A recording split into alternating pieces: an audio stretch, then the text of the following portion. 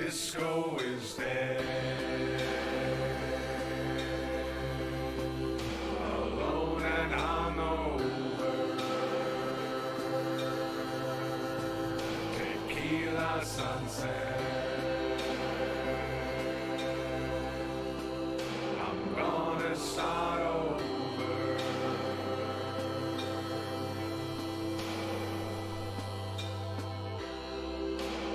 This is real darkness. No death and no war. Remember I chose this. I opened this door.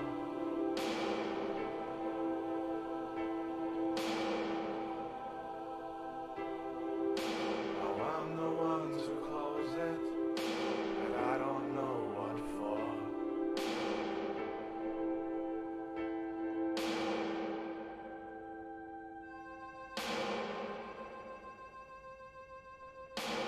Real darkness has love for a face.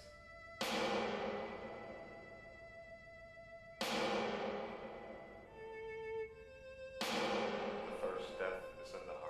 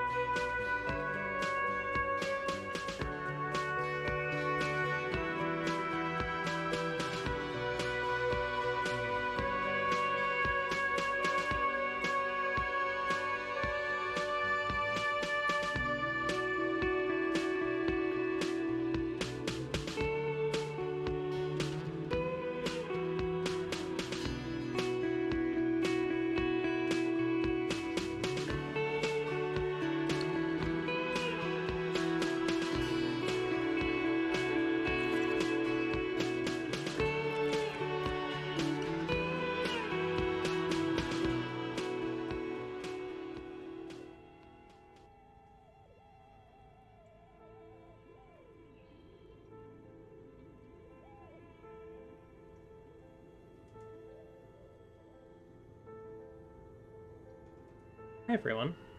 Hello. We're gonna play more Disco Elysium. There are content warnings in the Discord. You can get the Discord via the panels. Last time we encountered some twists in the plot. Because we learned that the killing was not quite what it seemed.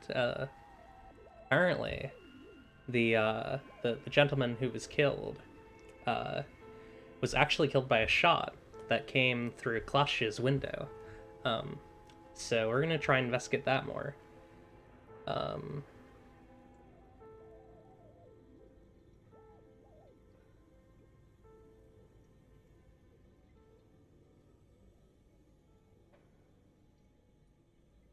Sorry, I had to check something. I just got some feedback on some of my work from my classes. Okay, we're good to go. All right, let's get it started. Here's the game, and then I'm gonna become small. But hi, and then I'm gonna become boxed. There we go. That's my usual setup. Hey.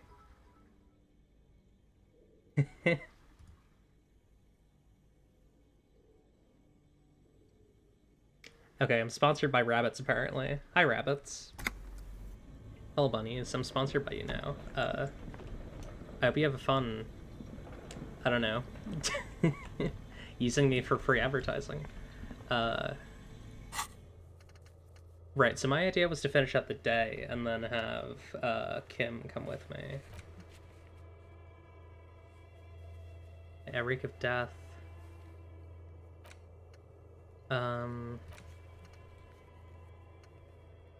I should probably clean up my death scent. Damn, being used for advertising for rabbits. That's so sad. It's so sad that that's happening. So check Land's End for bullet traces, boardwalk, and the island. Okay. And I have a roll that I can do to make Titus give up Ruby's location, but I don't think I need to do that right now. I don't think that's that important.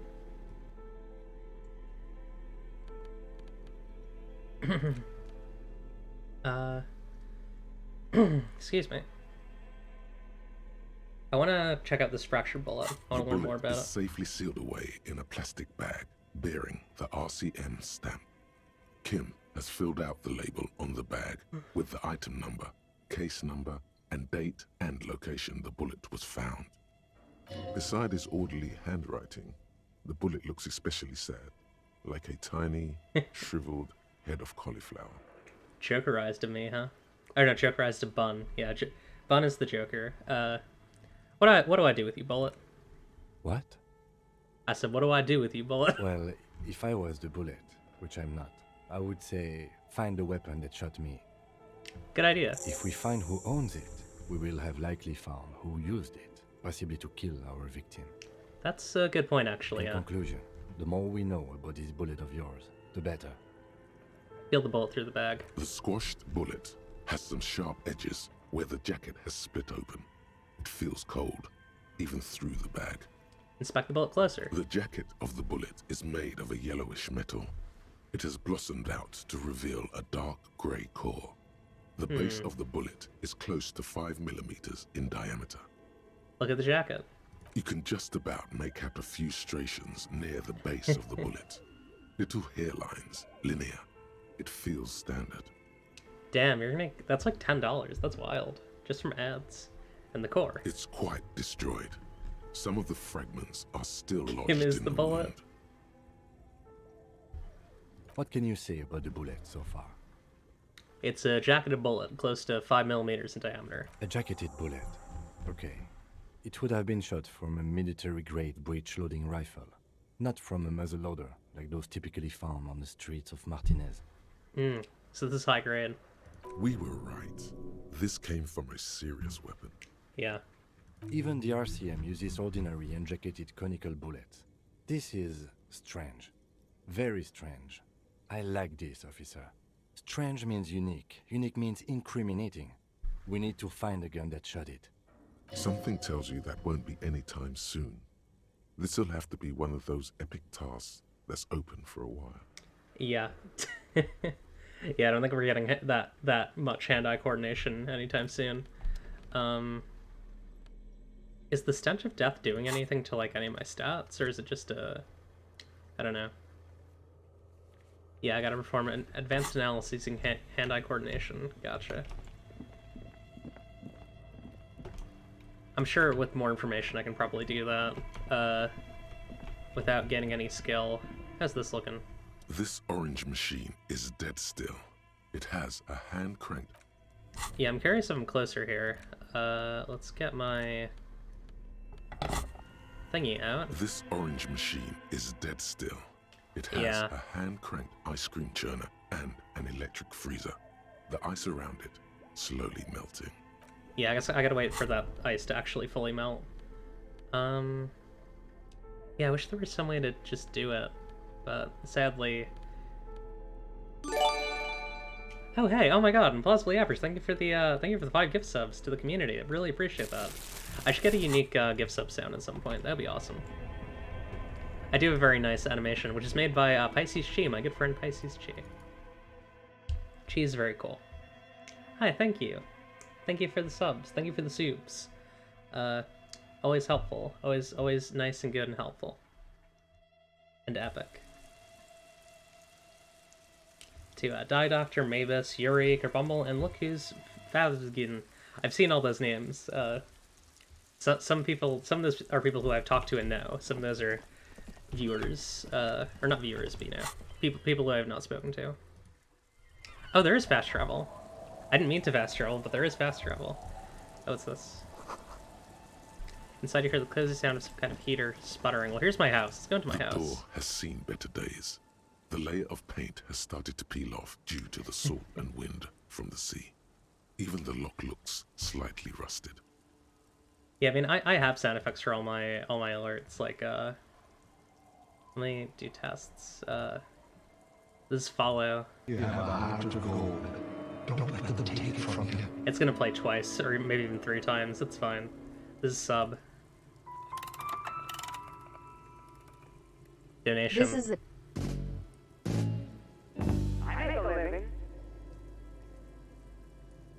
Yeah, I have an eclectic mix. Also, raid is. this is a test donation for $69. Oh. Can I do raid? No, I can't do raid here. That's a shame. Usually, host might do it. No, sadly. Very sad. Oh, hi HGH, how you doing? But yeah, Super Smash Bros. SFX is very good. Josh has some very good sounds. Unlock the shock door with the key. I'll wait outside to give you some time and privacy to check out your new living arrangement. But just so you know, there's a $6.90 and there's a $69 and a $6.90. There's also a $3.90, or no, sorry, no, it's $9.30, or I think $93. That gets you the Mario Monks. Yeah, it's nine any $9.30. I think except for $930. That's just too much. No one should ever donate that amount of money to me. That's absurd. Yeah, illegal.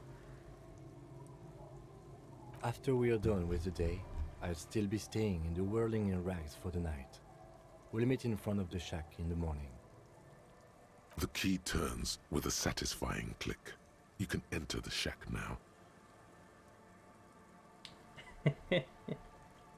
Yeah, illegal amounts. 9 billion. I don't think PayPal would even accept that amount.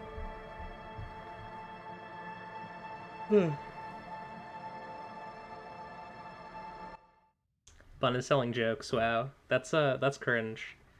No, I've 5 subs is more than enough for today. I'm good. Floorboards creak under your step. You see the waves, see the church. This intricate heat engine hums quietly, giving out pleasant warmth. Old science fiction magazines, books about bird watching, an almanac from 39. A brisk coastal wind still howls against the window of the shack. Occasionally, the waves crawl in under the foundation, producing a low hum. Listen. The room feels muffled, like you pulled your hat over your ears.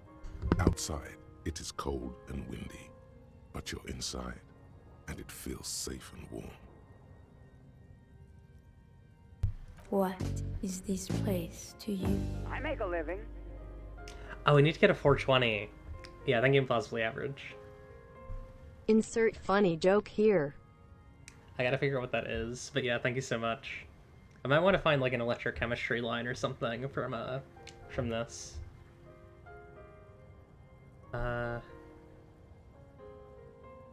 It's free, that's good enough. I could live here. Waves crash onto the beach, drowning the reeds. Far to the south, a congregation gathers to a soup kitchen in a shelter for the homeless. An old woman gives out knitted scarves for free. This could have been you. This could still be you. A down-on-his-luck nobody, trying to survive. Wait, what does this mean? Yeah. I do like this.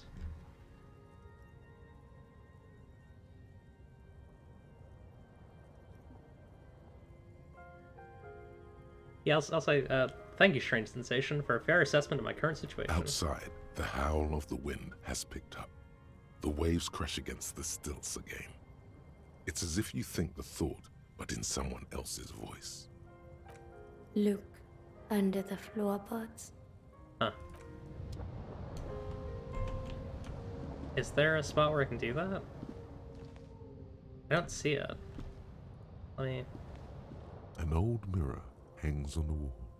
You see the reflection of your face in it, such as it is, without the expression. It's just hairy. The crosswalk was sus. Let the mirror be for now. Oh, what's in this box? Ooh. Koruhiv jacket. +1 logic. What does that say? +1 logic. Checkmate. This swanky checkered jacket flatters your form in a way that makes you feel the fun kind of serious. It has really nice roomy pockets too. Cool. Yeah, I would love to check under the floorboards. I'm just not sure how. What's this? On the table, you see a bowl of water, a rough soap, and next to it, a small hand mirror. A straight razor soaks inside the wash basin. First, to wash the smell of death off yourself. Thank God you didn't go in there barehanded. Death smell is notoriously difficult to get off yourself and your clothes, though, and cleaning up takes a while. But man persists, and after 15 minutes pass, you look almost presentable, sort of. The sudden absence of the morbid dead tissue smell instantly lifts your spirits. Harry eats grass.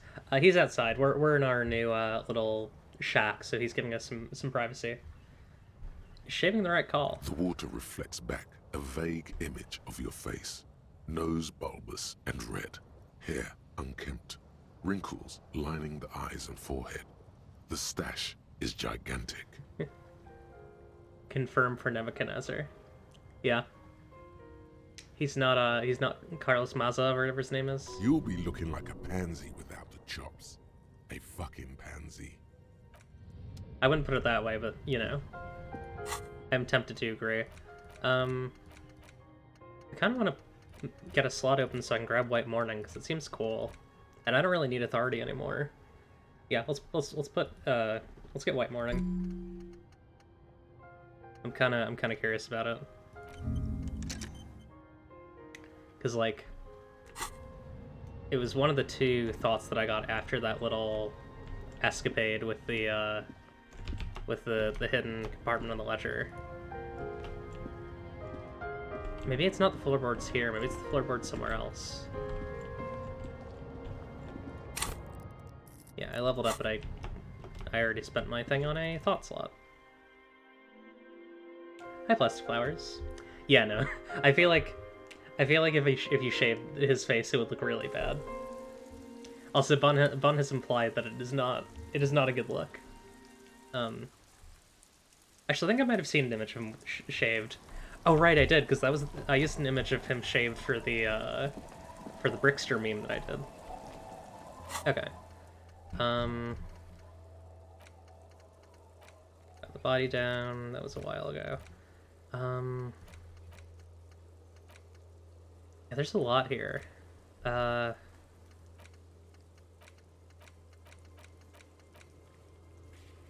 I'm still kind of curious about a lot of these. Maybe I should look for the crypto. Oh, you know what? Oh, sorry, yeah, I need to wait a day. Oh wait, is it Wednesday? Yeah, it's Wednesday, hang on.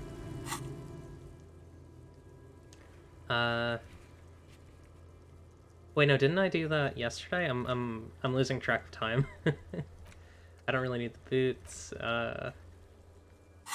You know, if I remember correctly, I think a part of the armor should be here. And one of these kids, I think, should have it. The scruffy-haired little boy kicks a stone. He can't be more than 5 years old. He watches his brother kick the stone with his tongue lolling out of his mouth. I will avoid shaving him. It is Wednesday in the game. Let's see. Yes, you must be Lillian's twins. This one doesn't say anything, kicking the concrete with his worn-out sneaker. Lily's our mum. These are just kids. I already said that. The stone kicker laughs suddenly. His head is too large for his shoulders. The other one laughs as well. Maybe there's some kind of reason why they're laughing. An interesting reason, somehow Okay, tied Inland to the Empire. case. What are you laughing about? The boy stops laughing and looks at his toes. Oh, okay. So now he's shy. Now he's not talking. Just wobbling around like he's afraid of something. I feel like my skills are trying to get me to do bad things here. Bye, kids. Take care. There's no need to be aggressive with these children. They're kind of creepy. When's the wet stay? Yeah. That's right. Hard to see details. The colors, all warm and welcoming, are cozy, though. Flower trough, where nothing really grows, maybe in spring. Let's see who's in here. Yeah, I don't necessarily trust the kids, but, I don't know. I feel like I don't trust my skills in this case either. I feel like they're driving me to be, like, super tough and copy and investigative when it's literally just some kids. Hello, mister. Oh, sorry. Industrial coal pellets burned or something. A young girl, barely 4 or 5 years old, sits on the sofa. She's looking at you with frank She curiosity. clutches a small stuffed animal. Occasionally, she twirls it around. Are you, Lillian's daughter? Yes, I am. Little Lily. You know my mom? She gazes at you with her big eyes. Yeah, we met earlier. That's nice. My mom is great. She's never angry or anything. She nods. I believe Lillian, is the woman with the sword. She's the cool sword. Are the, twins outside your brothers? Yes. They don't want to play with me. They're older and play outside. She frowns. They look the same. Sometimes I can't tell them apart. I guess they do look alike. Lammy tells them apart. She continues laughing. She waves her fuzzy doll in the air. A sword is a weapon. The woman who is a sword. What's that? Point at the stuffed bird hanging from the ceiling. It's a grouse. She yelps, smiling proudly. You might be able to get on Gart's good side if you replace the broken skewer you almost certainly broke. Yeah. Can I have it? I know someone who really likes stuffed birds. Sure. Just go and get it. I don't like it anyway. It looks angry. All right. You just need to grab it from the ceiling and go. What's that thing you're holding? Point at the toy. It's Lammy. He's my friend. Sort of. Like... She holds the fuzzy beast up to demonstrate. Lambie is a stuffed lamb that, admittedly, has seen better days. One of the eye buttons is missing, and the fur is tattered in several parts. Lambie looks soft. Yes. Very soft. Suddenly she pushes the stuffed animal toward your face. Press your cheek against Lambie. Isn't he soft? Aw, that's so sweet. You get healed morale for that. That's really nice. Aw. Goodbye. Bye. That's really sweet. The girl's large, curious eyes remain fixed on you. Are we taking this? Oh, I can just take it. Should I, though? I feel like I'm stealing this. I mean, she said I could take it. But also, maybe I should ask... You know, I'm gonna go out and just ask the mother. If I can. Take Rousey as your friend. Yeah. I just feel like I can't enter people's houses and ask their children if I can take their things, and then when their kids say yes, just take them. I feel like that's very, I don't know. I don't think you can just do that. Hi, the sea's gonna calm down soon. I can feel it. The wind is turning southeast. What's on your mind, officer?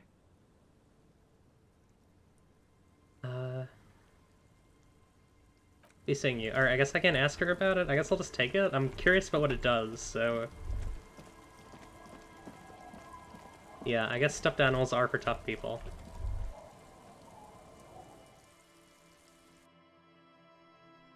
Yeah, I feel like I should ask Dild about it first, but like...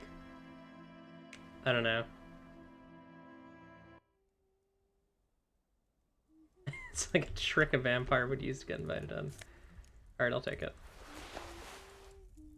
Kim, don't be mad at me. Lieutenant, please. I'm begging you.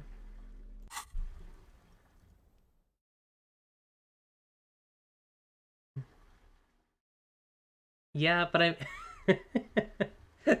I'm just being attacked for anything I do now. Well, it's not a toy, it's a decoration. It's a taxidermy, it's not a stuffed animal. There's a distinction. Let's use the map. We'll fast travel. Criminal, criminal, criminal, criminal. Yeah, fast traveling is really useful. I'm really glad that I discovered it like 30 hours into the game. It's closer to like 21, but still.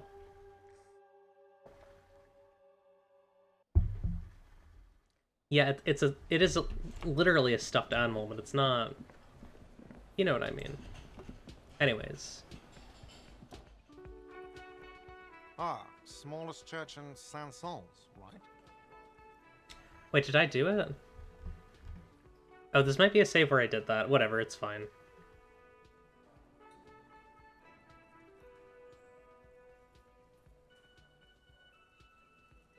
Told you I'd rock that shit. It was all right.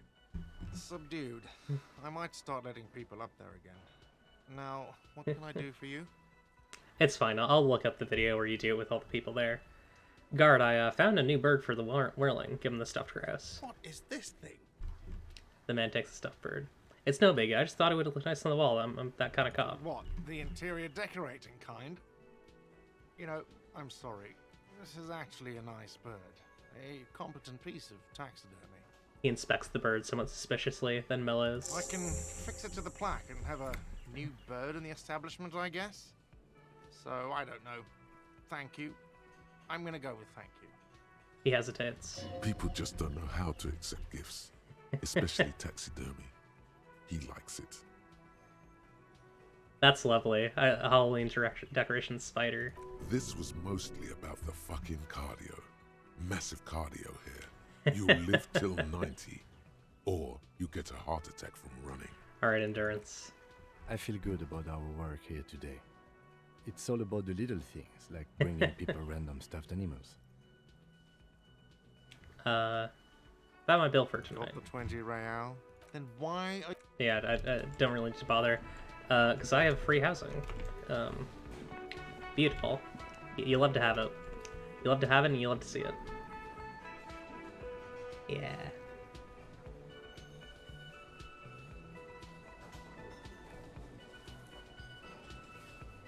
Huge rubber snake, that rules. That's so good.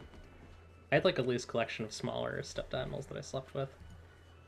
Oh, you know, I never wound up doing that backyard wall again.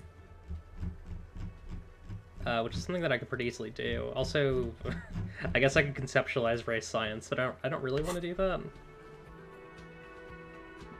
Not a huge fan of that plan, so... I think I'm gonna wait a little bit to have Kim send the body, because he's gonna take a while, and, like, I kind of need... I need a partner, you know?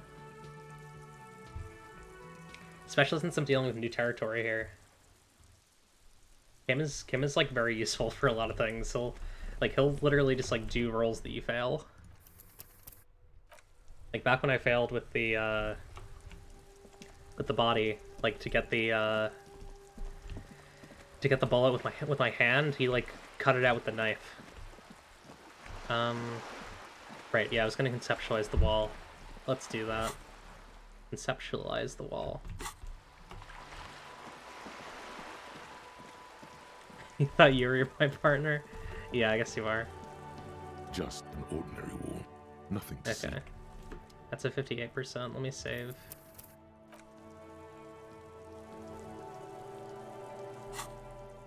Shouldn't this be easy with my actual art degree? Do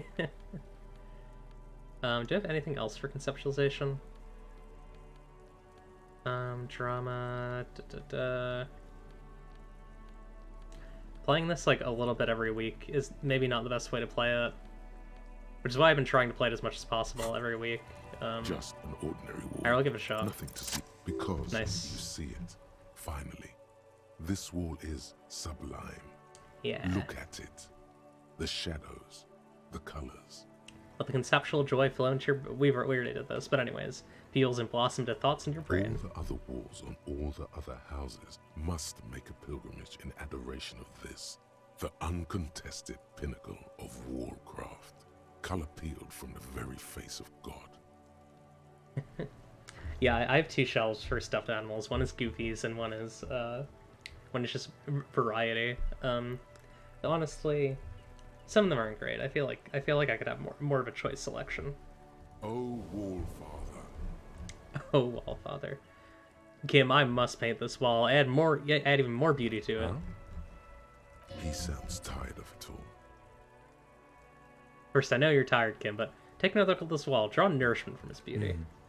Sure. The lieutenant looks up at the wall reluctantly, then back at you. I'm sure I'll find the materials. Then we can come back to this magnificent wall. I suppose we have to pass by it again at some point anyway. He says in a tone of resignation. Alright. I know who you want to talk to about this. I'm gonna go talk to her again. Can I talk to her from down here? Oh, cool. Hello again, officers. Have you come to admire my mural? Hang on. I'm gonna save, because I remember there's a way that we could have done this that I didn't do that first time. In that doomed save. Hello again, officers. Have you come to admire my mural? For people who have not been watching the entire thing, there was a doomed save where I tried to do this wall thing, and where I literally didn't have enough money to sleep. So, I'm trying to do it now. Cindy, I need some paint and your brush too. What for? This is the one that'll appeal to her, I think. The apocalypse is coming. I need to warn people. What do you think I'm trying to paint here? A mural Maybe- for a maybe bear not. tomorrow? Why do you really need it? For art. It's for art, okay? Well, if it's for art, but what kind of art are we talking about?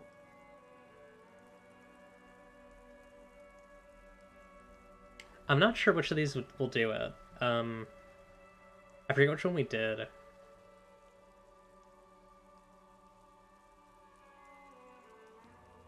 I'm honestly not sure if any of these will do it. I kind of want to save Scum and see. Everything is sad and shit. We need our.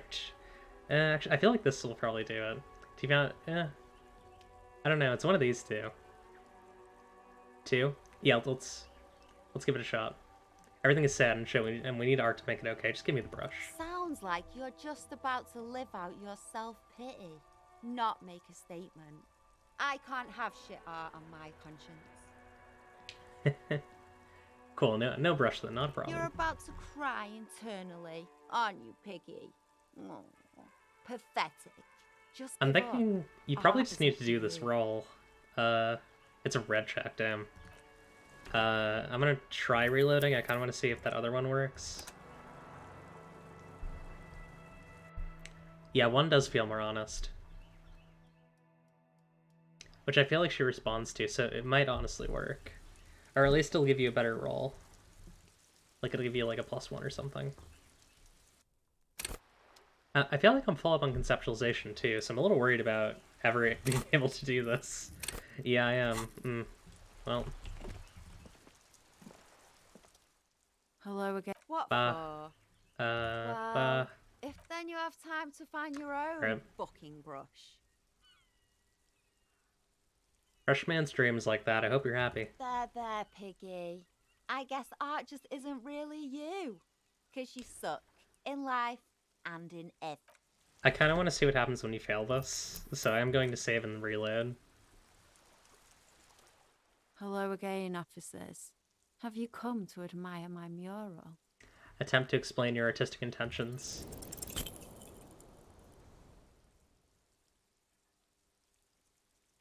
I'm gonna paint a self-portrait, but sort of, you know, from the inside, show people what it's like. That's pretty fucked up. Even for you, piggo. Okay, I won't do that. Please, just give me some paint and brush. I need to do some art. You're a real sad sack. You know that? Go ahead then. Art it up. Just try not to hurt yourself. And no self-portraits. She drops her paintbrush into the puddle below. Oh, but I'm all out of fuel oil. Fuel? He looks at the paint dripping down the wall, then back at her, struck by a sudden It realization. wasn't paint. It was heavy fuel oil, marked red for use by government vehicles. What do you think I was using? Aquarels? You know what you've got in that fuel canister you scavenged from your Kanema? Red-dyed heavy fuel oil. Paint and a brush. You're ready to do this. Catch you later, Cindy. Yeah, I guess you can do it without... Yeah, I'm curious what doing that role properly does, but also I don't really know if it's necessary. The paintbrush in your hand is like a loaded revolver. What will it be, Desperado? Quite a few things come to mind. Oh, some of these are really good. I've seen this one, Fuck the Police, which is very funny. Mother of All Walls is good. I Love You, Kuno is very funny. What shadow lies there beneath the bright gleam? Draw a 3,500-year-old pictogram of a human being is really good. Something beautiful is going to happen is really good. No parking is also very good. Yeah, you're so pathetic. Take my brush. I like Something Beautiful is going to happen, but it's also a bit, like, it's a bit liberal. Yeah, I'll put that down. Something beautiful is going to happen. Oh, I could have done a poll, you're right. I don't have integration on because it doesn't work all the time, ever. So, yeah, I'm into that. You've spoken. The wall will now silently repeat the message for a decade or so, until the sea air degrades the paint, adding another layer of detritus to the city. Very poetic. Real poetry. Should we return to our murder investigation?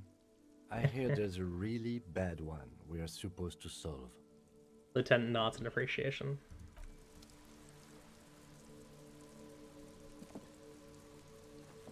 Yeah, I like it. Oh yeah, Twitch poll. Yeah, we could have done that. I don't know. I like Something Beautiful is gonna happen.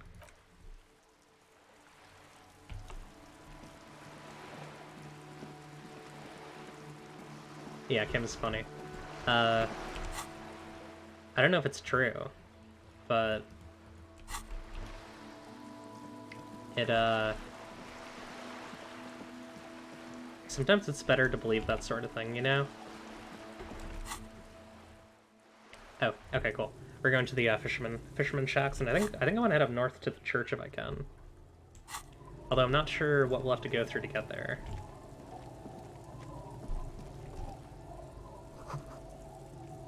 A wedding stone, well worn and covered in, what does it say? Elysium, I'm not sure what that means. I forget what it means. I feel like we've heard that phrase before. White curtains have been drawn in, drawn shut, no looking in. Hang on, let's... Oh, hey, pants. +1 to Kingdom of Conscience, huh? You see dust covered linens. Dry tulips on a bed. Yeah, I'm curious about this. Oh. Game breaky. Okay, there we go. Tailored trousers, modern in every aspect. They're absolutely unremarkable. In other words, perfect. Entire solary. Doesn't that refer to, like, whiteness? Hang on, let's save before I do this. I'm a little worried. These are some wonderfully regular pants. Not too tight, not too loose, moderate in every sense. Oh, this is You'll blend centrist right in clothes. at some pleasant Nope, dinner party. nope. Oops, is a fashion faux pas. Discard the thought and the Let's pants. hope no one saw you wearing those outrageously regular, almost moralist pants. I think they're moralist pants. To me, those are moralist pants. We're not wearing those. Terrible. Awful. Tasteless. Utterly. Means get out or leave. Okay. Cinder blocks, charred, a makeshift fire pit with magazines for lighting. The worn and beaten wooden planks of the bench do not look overly comforting. They do just look like Kim's pants. Well, Kim's a bit of a lib himself. We can sit on benches after we've Yeah. solved the murder. Let's go. I like him, but he's got some. I feel like he's got some seeing to do, I guess. I feel like he's kind of doing it now, honestly. The bushes are too thick and thorny to pass through. What is happening over there? Is he stuck? So we can go and try to help him. Sounds of life in the north. A washboard scrubs filth from fabric. Through the broken glass, dusty shelves and a forgotten chair.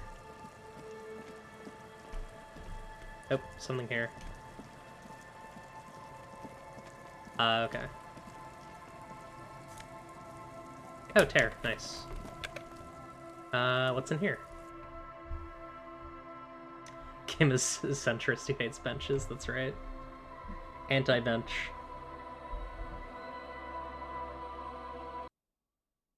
Yeah, he's kind of like a... Kim is like a UN guy. He's like a guy who believes in the UN as a political institution. You see a dark red chair in the dim light of the room. It's only a red chair. Just a red chair in an empty shack, with what looked like a dusty bow tie on the shelf. Nothing to see here, right? Hey Kim, where are we? In someone's abandoned shack. On the coast. In Martinez. In Ravachol. He looks at you. He's afraid you've forgotten suddenly. What's with the red chair? Nothing. It's just a piece of furniture. He looks at the chair gathering dust. Red paint is peeling off it.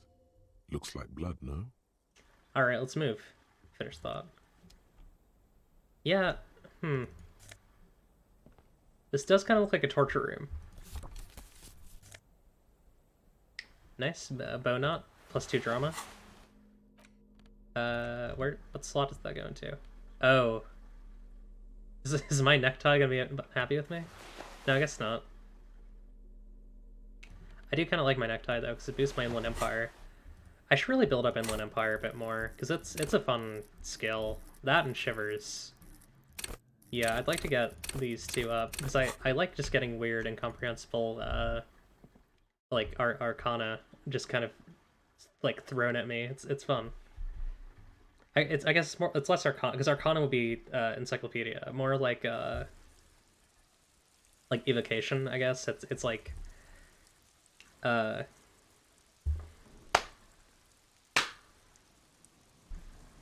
on, there's one little, thought thing. Horrific neckties invalid.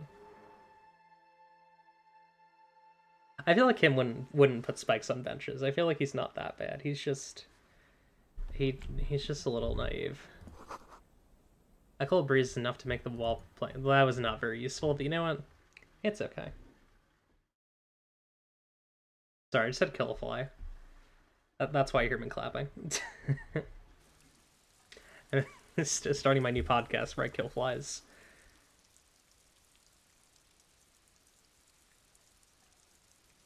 Yeah, I'm a killer. I killed it in one hit. There's a boat tucked away underneath the tarpaulin cover.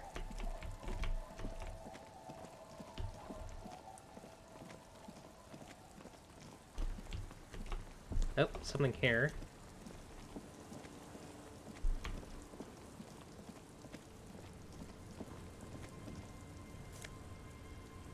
Yeah, it's a good stance.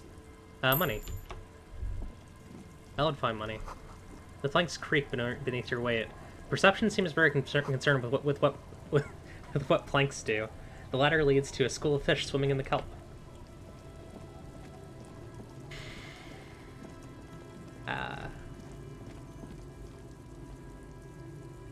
Yeah, for sure. Kim definitely wants to believe in something.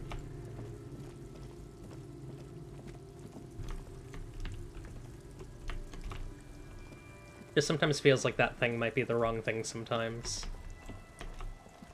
But also in a lot of ways, that thing has ensured that it is the only thing that is, right? So, it's like, what else is he supposed to believe in? Everything else is just, like, dead. A little black swallow cries above you. You hear it chirp. You should believe in worms. Yeah. Hey. An object. Money.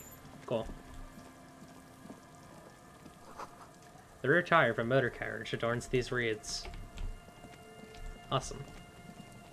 Cool stuff. You should come back here when it snows. A strange feeling. It passes quickly. Huh. Nice, made it to the church. A dead phone, a smashed receiver. Like someone hung up too hard. You can imagine why. Calls become terrible sometimes. Someone must have worked hard to smash the plastic dome.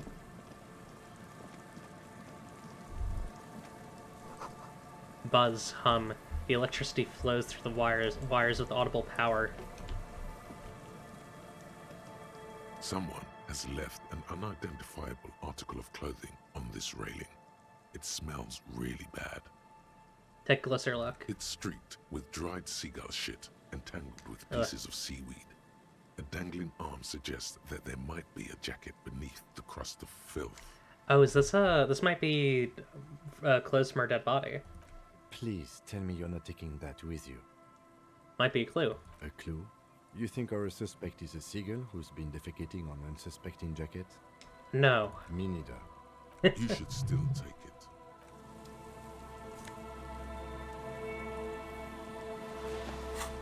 Let's give it a once over. This filthy rag has been at the mercy of the elements for quite some time. It's streaked with seagull shit and abnormally stiff from God knows what natural processes.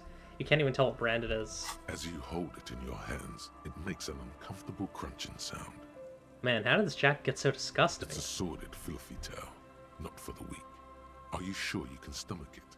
Think about it. It occurs to you that you're not even holding the jacket itself, but rather the thick crust of jetsam and seagull shit that ensconces it. Gross, gross, gross. It smells like a dead sea creature, tangled in grey strands of seaweed. It must have spent quite some time in the water before the tide deposited it ashore.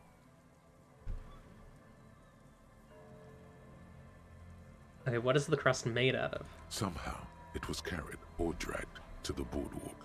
If not by human hands, then perhaps the feral dogs that prowl the beaches at night.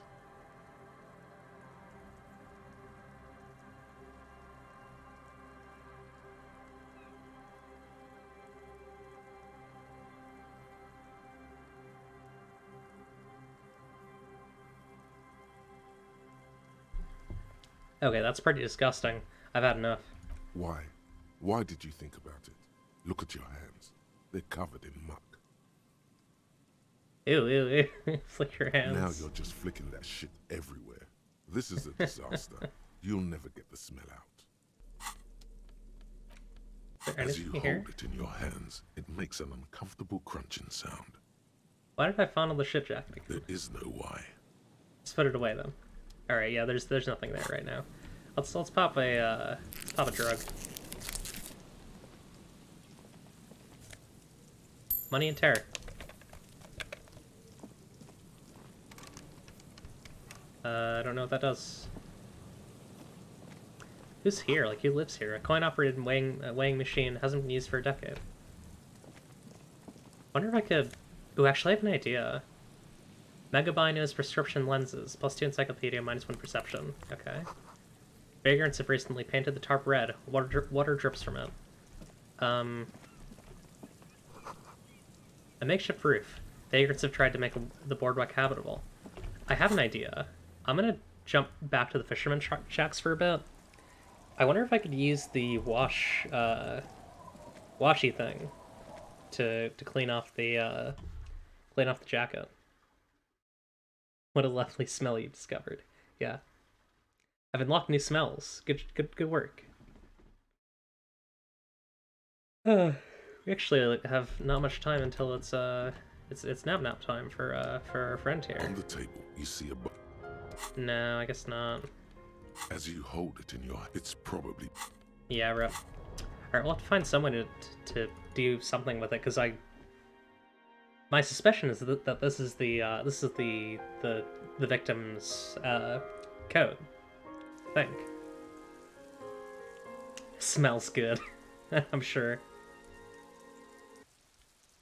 Yeah, I love to cause psychological harm to myself by just looking at a very, very bad jacket and just getting covered in the stink. Alright, hang on, I can fast travel again. That'll just be faster. Okay. Oh, hey, wait, there's more stuff here. A kick drum pulse. The music's coming from somewhere on the ice. You feel the shadow of a very large building fall on you.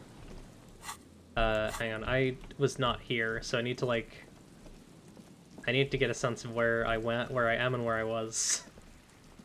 This kind of... Maybe fast traveling here was not the best idea. Relax, it's not yours. You didn't crash every MC in Revachol, hopefully. Gotcha. Looking back at you from the rust-colored water. You. Yeah, this area is kind of labyrinthine. I don't really like it. I don't love being here. Alright, let's go back this way. Drink the water? I don't think I can.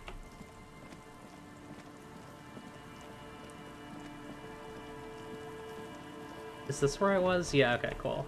Gotcha. Nice. Glass tear. It looks like, yeah, the sort of geography of this is telling me that I'm kind of at the end here. A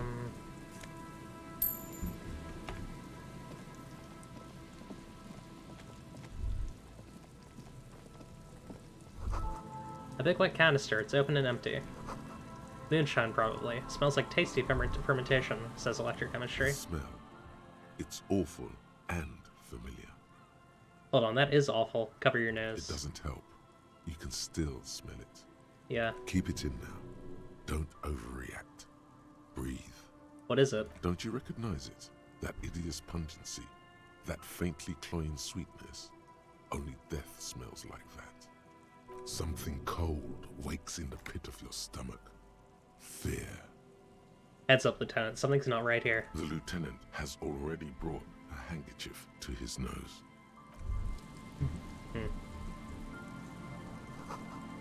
Careful there. These floorboards look rotten and weak. Who's this? Is that a dead body? A man lies on the boardwalk. Oh god. His limbs bent and neck turned at an unnatural angle. Right next to him is an empty bottle of spirits. In his cramped hand, a chewing gum wrapper. Half of his body slipped between the cracked boardwalk, starting with the left leg. The fall has left him broken, contorted like a sad puppet. Oh, this is sad. The smell is not as bad as a 2-week-old corpse, but it's definitely heading there. Hold on. Lieutenant squats next to the corpse and examines his face. Two bulging eyes stare back at him, void of any signs of life. Lividity is faintly pronounced. Whoever this is has been dead for 2 days. No longer. We need to investigate. He stands up and shivers as a gust of wind blows through his bomber jacket. Another dead body. This is your job. Steel yourself. Study the man's clothes. He's wearing mud-caked boots, beige trousers, and an old brown leather jacket with a bright blue lining. There are traces of kebab sauce on his chest. Search his pockets. You find some sunflower seeds and a rain-soaked library card folded into two. His jacket feels sodden and heavy under your hand. Good. We should take a look at that library card after this is done. Study the man himself. The man has fallen through a crack in the boardwalk and hit his head against the metal bench. Oh, God. Coagulated blood covers his black hair. One of his feet is still dangling through the hole. Examine his face. His expression is dull, like the sea behind him. Drops of water shining on his mustache. His eyes, empty and wide, look frightening in their frozen gaze. Height, 170 to 175 centimeters. Curly hair, Stout build, age approximately 50 to 60 years. Yeah, looks like this was an accident. Probably, maybe. He was confused when he died. Yeah. Confused and alone, most likely. Overcome with the awful surprise of it all. Seems like it was just him. He was just about to head home. The first step back home proved to be his last. Yeah. Study the surroundings. There's some dried blood on the metal bench, right where the corpse's head rests. The floorboards are rotten and slippery wet around the hole. An empty bottle lies nearby. A chewing gum wrapper is clutched in his fist. Examine the man's head. A dried chunk of blood covers the hair at the back of his head. An open wound. It's sticky and cold to your touch. This is where he came out of himself, drop by drop, when he was unconscious. It took 3, maybe 4 minutes. I don't see any other major wounds, do you? Hard to say. Seems like the head wound was fatal. It's exactly the shape of the bench. Step on the floorboards. They screech under your feet ominously. It's hard to say whether the dead man's weight was the cause of the boardwalk to break. It definitely looks fragile. You see waves churning below. Something cracks beneath your feet. Examine the bottle. A .75 liter Tallulah vodka with its cap missing. There's hardly anything left inside. Tear all around us. He looks at 2 other bottles near the coin-operated viewer, then at your yellow plastic bag. I'd prefer if you didn't collect them this time. It's not proper. Yeah, that's fair. True. It feels disrespectful. Examine the chewing gum wrapper. Grabowski spearmint chewing gum. Green leaves on the cover. The man's mouth is half agape from the terror of the fall. Look in. The blackness of death. Stench. You think you see white chewing gum too? He ate the whole pack, right? It's to cover the smell of alcohol before going home. The worst thing is, I've seen it before. Almost the same scenario. Even the chewing gum. It's always the same. Step back. The entire boardwalk creaks in the wind as you take a step back. Who's this man? Looks like one of the locals. He'd have to know this spot to come here. You don't just walk over here. He looks south the way he came. But that's just a lazy assumption. What do you think? This is an omen, a sign from above. Don't start drinking again. He looks like me. I could have ended up just like him, dead on some empty boardwalk with a bottle next to my corpse. Well, at least you're not married. Oh god. We'll take some morale damage for that. Lieutenant points at the ring on the man's left hand. Flesh around it swollen gray. Or, what if you are? But let's try to not run ahead. For now, all we know is that he's an unidentified middle-aged man found dead on the Martinez boardwalk. What do you think happened here? Death by misadventure. He slipped and fell through the boardwalk. A truly unfortunate accident. If it wouldn't have been for that bench, he'd be alive. A lot of these are stupid questions. Yeah, I mean, do you think he was drunk? Oh, yes. The lieutenant nods. What about alcohol poisoning and liver failure? Some symptoms of acute alcohol poisoning could have definitely played a role here. Severe confusion, respiratory depression, unpredictable behavior. Kim's bench vendetta, yeah. But I think that death arrived through head trauma, not liver failure. Yeah, for sure.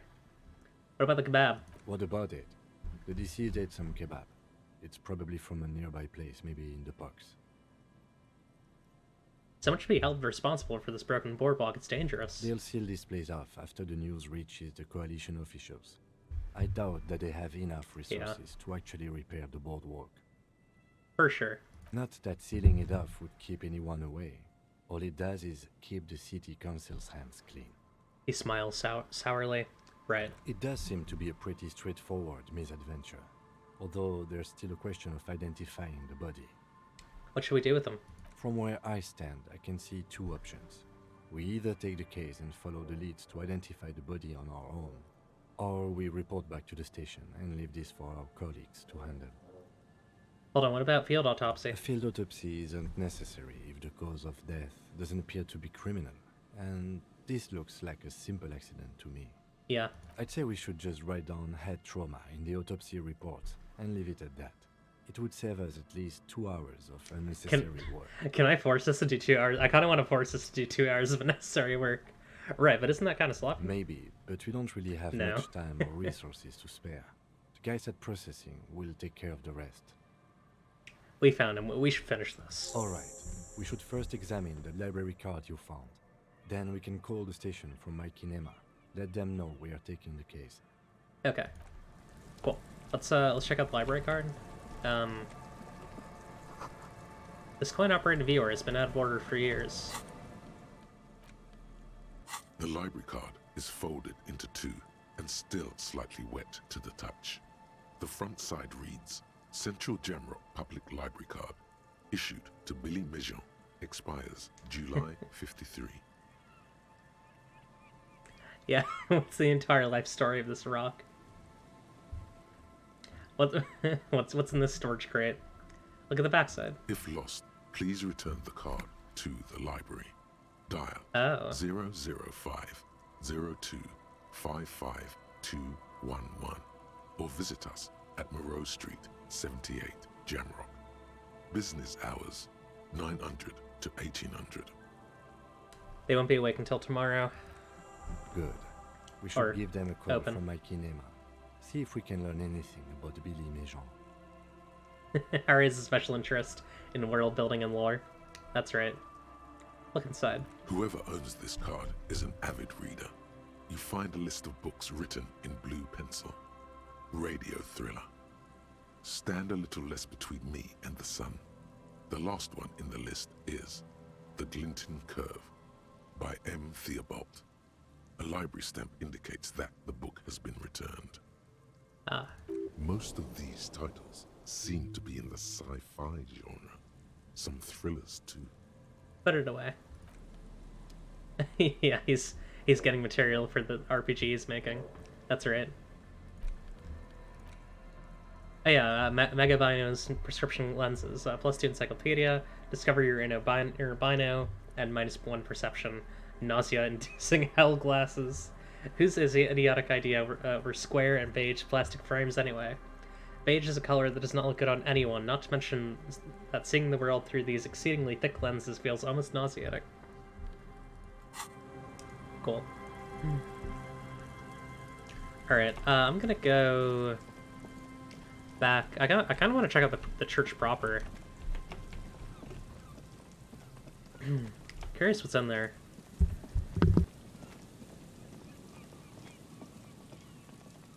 Yeah, I want to see what's in there. I don't know how you actually get over there. I was there for a second. It's over there. Yeah, just gotta go around.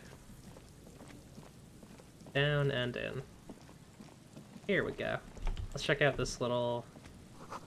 The sign reads St. Brune 1147. Or 1147. Dusty pews in the shadows. Many seem to be missing. Oh, hey, money. An altar shrouded in dark. Or something like that. It's too dark to tell. Okay, and let's, Heavy wooden doors, more than twice your height, stand shut in front of you.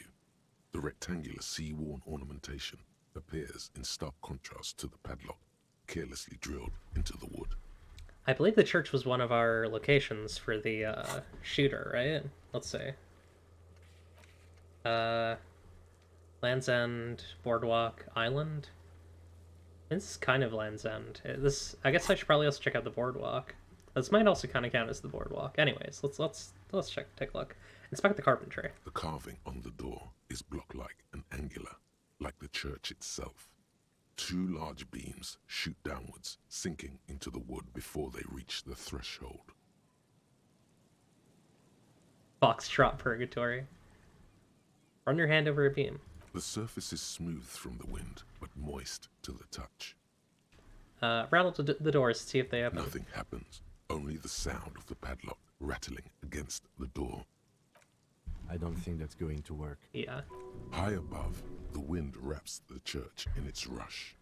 Cold and wet from the ocean bay. I'm gonna stretch real quick. It parts around the massive keel-shaped roof, like a test tunnel washing both sides, the way it has done for 340 years. The wind keeps its distance. So should you. Okay. Alright, I'm good. There we go. What is this feeling? There is a hole in my heart. Oh? Okay, there's something going on here. The lieutenant looks at the padlock. He didn't hear you asking. You were quiet enough. Take a closer look at the padlock. This cheap-looking padlock is sturdily built. It shackles together a hasp and a staple screwed into the wooden door. The lock is adorned with a yellow sticker. I wonder if this was condemned similar to the way that that other area is going to be condemned, the boardwalk. Look at the sticker. You see a yellow circle with 2 X's and a big curve below them that looks like a mouth. You're pretty sure you haven't seen it before, but what the symbol depicts is clear enough. A smiling dead guy. The curve makes it smile, and the X's make it dead. Oh, another stretch. Okay. There's a train in your heart. There's a train in all of our hearts. That's right. I'm doing some additional stretching because I've been told to. Okay. I'm normal. I'm regular now. Yeah, a little smiley face. There is something blindingly modern about this symbol. Its modernness puts to shame everything you've seen before.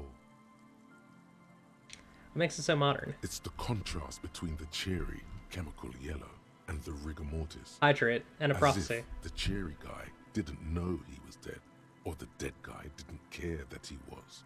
Either way, you get the sense the forces of future are at work here. Huh. Prophecy is uttered. I feel like we're gonna find some funny stuff. Well, I mean, maybe not feel, because that's not a prophecy. We will find some funny things inside of this church, I believe. I prophesize. You take care of the streamer. That's right. I took a good drink. These forces of future have chosen to pick something that reminds you of you. Huh. Have you seen the symbol before? Point to it. He takes off his glasses and uses a blue handkerchief to thoroughly wipe them clean before inspecting the sticker. Then he looks up, pauses, and replies. No. What does it look like to you? Looks like a dead man smiling. Suggests junior delinquency. What is what's suggestive of junior delinquency here? I haven't seen that sticker before, and I'm not a youth. Ah. I agree. It's very modern, but does the cheery guy not know he's dead, or does the dead guy not care that he is? Or what is the source of the irony here? That level of conceptual thinking is not part of my skill set. I want to try and rip the sticker off, or yeah, let's try and peel the sticker without ripping it. Come on, come on, come on. There's Nice. nothing like the sound of a sticker unpeeling. Now it's stuck to your thumb.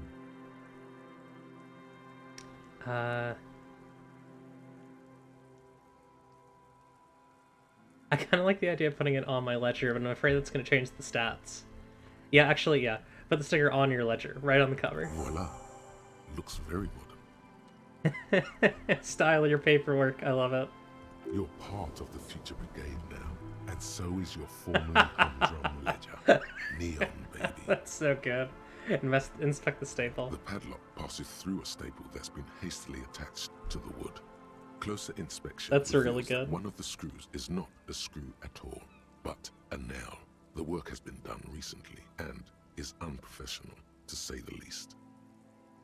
The future vanguard. Should you want to get through, it might be easier to just pry the whole thing off. Turn to the lieutenant. This is where Mr. Prybar comes in handy. Maybe we should circle the building first and look for another way. The building has seen enough mistreatment. That's fair. There is a touch of guilt in his voice. Should we start with that kick drum coming from the ice? I heard the sound before. Yes, the pulsing bass. A sure sign of junior delinquency. Somewhere east of here. Kim on the junior delinquency kick today. Chill out, Mr. Kitsuragi. Chill out with the junior delinquency talk.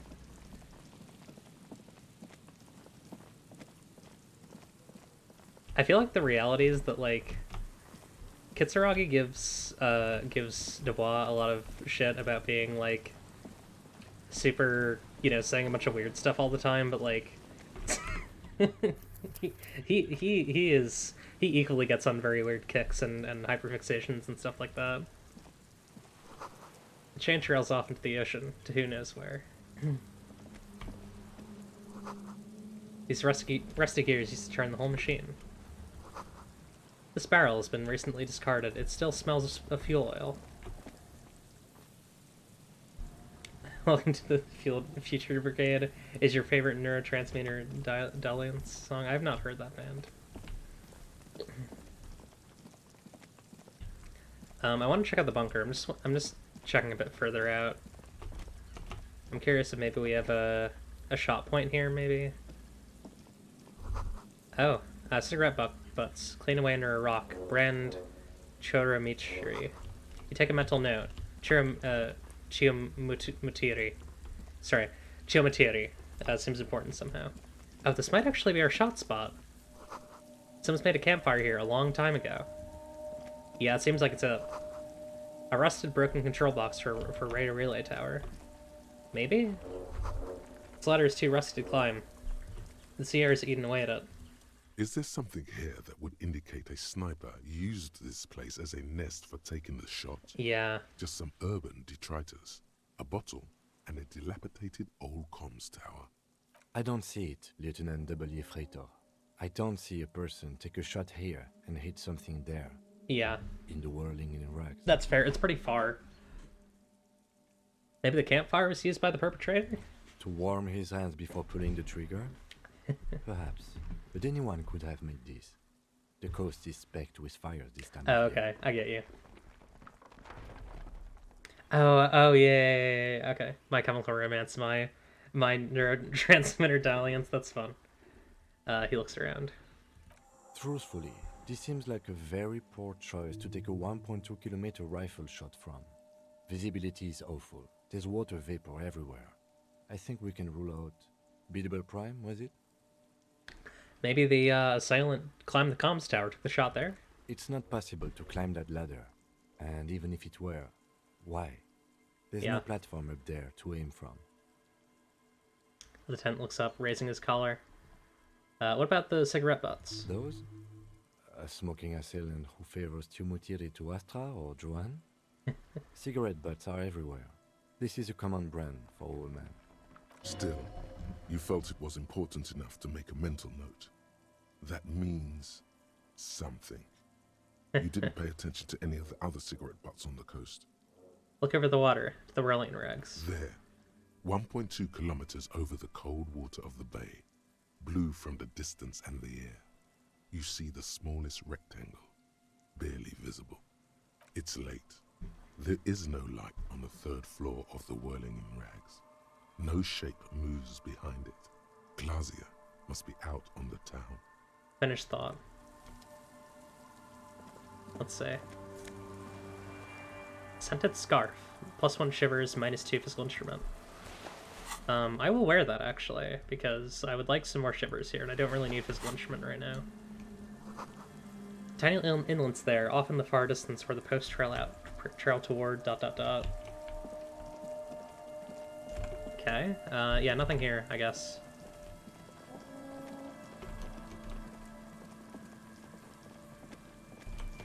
So which one was this? This was Land's End. So I want to go back and check, the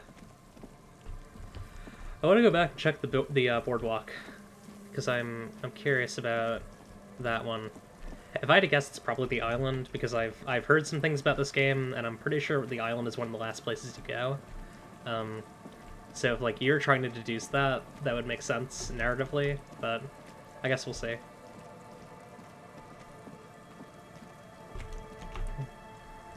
Yeah, one of the few things I know about this game is that you don't actually go to the island until, like, the very end of the game.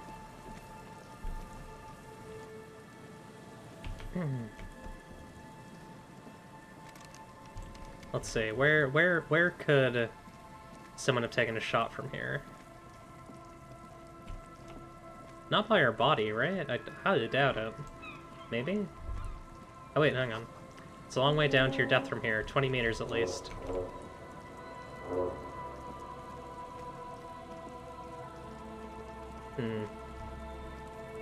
Yeah.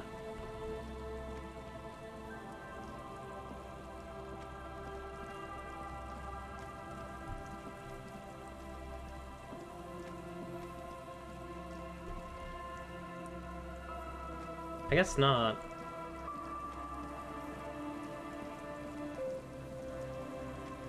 Let's peruse a bit. I wanna double check. Oh, there's more stuff here. Bars cover these long dusty windows. Where are these folks? What's this? You see a once bright mural towering above you. The signage Yeah. has peeled off over the years, but you can still make out Feld Electrical R&D. Up top here would probably be the spot, so we're probably around it. A slogan used to intertwine with the loops a long time ago.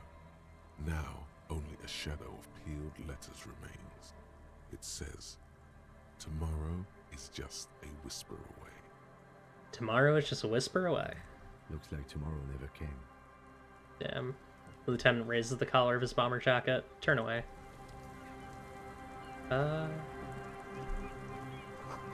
Another power box. It charges nothing now. It's empty. The fence blocks the path. No way on from here. And Mikhail noticed the windows, especially with how there are no windows on the south side. This was to deal with. A blond man stands next to his son, pointing to the weather-worn ruins. He sees you approaching and smiles. You officers, come to investigate the historic subtext of West Martinez? I'm Tran Heilostam. You must be Kim Kitsuragi, right? I was just telling my son about this building. Not a lot of people realize the historic significance here. Very rich in hypertext. He turns to the lieutenant. Nice to meet you. Hold on, hypertext? Yes, hypertext. Young Carp and the collection of cultural hyperlinks. He says as if it's self-evident. This is totally like a moral and turnstile guy. He's just making up fancy words. This doesn't mean anything. Wait, what was that about the windows before? Oh yes, so Mikhail. They had to deal with monitor glare, especially in the summer. They still had vector monitors back then. That was 49 years ago. So they didn't have windows on the south wall. Huh. You and Kim know each other. No, I can't say that we've met before, but I've heard of Kim, of course. Mikhail, say hi to the officers. He rests his hand on the boy's shoulder. The child stays hidden behind the hem of his father's coat, clutching to his worm-themed coloring book. Mikhail's a little tired today. We spent all night trying to run Orbis on his radio computer. Have you heard of it? It's a programming language used in Grad. Quite tricky, but he wanted to play this Grad-made adventure program. We've been getting really into verbs lately. Nice. The man speaks in the artificial cadence of a professor, or someone who's been on too many radio shows. But I assume you're not here for giant worms when there are so many real things to see. Just as I was telling Mikhail before, this is where the Coalition landed in 08. Oh god. We could be standing on what is the most interesting landmark in Revachol West. He points to the building again. This man is your half-brother. You feel it. But why? What's so fascinating about an old empty building? Aha! But it's not just any empty old building. He raises his hand to his eyes, springtime sun warming his handsome face. All four of you turn to admire the mural before you. What not a lot of people know is this used to be the R&D department of Feld Electrical. And Feld, which now sells ink cartridges mostly, was once a top dog in the turn-of-the-century cybernetics boom. Ah. Hold on. What's R&D? Wait, what's an R&D department? Apologies, it's an acronym for research and development. They don't use it anymore. He smiles brightly. Laugh lines around his eyes. You're probably more familiar with RTD, Research and Technological Development. Mayor Kalpa, you are not familiar with that one either. This man is a bookhead. Look at the building looming over you. It looks old and weathered, with seagulls picking apart its stone and metal carcass. Bushy undergrowth has taken hold of the collapsed rooftop. Some kind of bird has set up a nest on a broken windowsill. I have mixed feelings on this guy, because it seems like he was in favor of the coalition arrival. I don't think I've ever heard of this Feld Electrical. That's not surprising. Only a vestigial ink cartridge and ferrotape manufacturer remains. He adjusts his suit jacket. They started out as a midway electronics outfit in Königstein 2 centuries ago. After an aggressive move to Revachol, Feld became a global player in the emerging personal electronics market of the pre-revolutionary era. Huh. Still, Tricentennial was beating them in business machines. But Feld had an ace up their sleeve. Or should I say, they were developing an ace up their sleeve? I'm mixing my metaphors here. He grins. Sorry, he gestures toward the building and then he grins. What was that ace? It was here in Martinez, possibly in this very building, Yeah. that they developed prototypes for a tape computer. Tape computer. An elegant folding mechanism of rollers and ferrotape ribbons, portable enough to be a take-it-home solution. Huh. Revolutionizing business machines, possibly even bring them to the average consumer. Which is a feat of engineering even today's giants, Rehm, ICN and ZAM, haven't achieved yet. He grins, admiring the sentence he just produced. What happened? Indeed. What? The revolution! The boy wipes his nose on his sleeve. Unfortunately, their moonshot project never made it to the market. Feld's move to Revachol backfired. The revolutionary government liquefied their assets and expropriated those very advanced prototypes. Possibly from this very building, or one of the adjacent ruins. He pauses, pointing to the other building, then continues. All of this was built by Feld, even a boardwalk. Wild Pines built Martinez proper as a resort for their middle management. Feld built this side of town for R&D. You're saying that Feld Electrical built this boardwalk. Look under your feet. Yes, they even built a pleasure wheel, but that got destroyed in the war. A pleasure wheel? Lieutenant looks wistfully at the horizon, as if picturing gondolas rising to the sky. Perhaps reminded of a childhood memory. It's clear he would prefer there were a big wheel lighting up the coast. Yeah. Yes, to lure in their star engineers. This part of Martinez was nothing but reeds before Feld arrived. They had to make the prospect of living here attractive. It was supposed to become a global center for innovation in cybernetics. But history had other plans. What happened to their engineers, the company people? Oh, I'm afraid it didn't end well for the boys. But this story is a bit too dark for little Mikhail here. Now, if you were to ask about tape computers... He smiles again, as if he is somehow personally responsible for this bleak turn of events. What did the revolutionaries do with those advanced tape computers? They used them for military communications, but also to write and send out press releases. The most notorious example being Le Decret de Mars. He says while his son looks up, idly chewing on the corner of his worm-themed coloring book. What was that? What's the Mars Decree? I mean the radio transmission sent out to news agencies and world governments by the newly created Commune of Revachol on the 7th of March in the year 02. It's a beautiful piece of text, actually. A singer-songwriter I know, Charette, called it a love poem to Revachol on her political concept album, Bombecer dans ce Lind. You should read it. Every local library in Revachol stocks a copy of the decree. Oh, huh. I tried to get Mikhail to memorize it. Tried to. Someone was much too interested in worms to be paying any attention. He looks at his son, who starts giggling, his face hidden behind the book. The kid takes a peek at the green and silver worm on the cover of the book, already forgetting about this part of the discussion. How do those tape computers work? Do they work like radio computers? Actually, no one knows. No one even knows what a computer made entirely of tape would look like. But word has it, they were very elegant, exquisite, alien-looking turn-of-the-century hardware. He raises his finger, remembering something. 10 years ago, I did a little freelancing, I guess you could say. I was a special consultant for an exhibition at the Wompty Dumpty Dum Center in Vredefort, Oranje. Is that really its name? And we had lengthy discussions with Paul, Wompty Dumpty Dum. who was head curator at the time. This was before the twins Keith and Guy Jews joined the team. Trying to... God, these names. Alright, continue. He did it. He said, Wompty Dumpty Yeah. Dum Center, like it's the most natural thing in the world. What the hell is a Wumpty Dumpty Dom Center? And who the hell are Keith and Guy Yost? Yeah. Okay, the Wompty Dumpty Dom Center, Paul Ackerman, Keith and Guy Juiced. What are you talking about? The Wumpty Dumpty Dum Center for Contemporary Art. The exhibition itself drew on Lagerman's notion of memory, and so there were some parallels.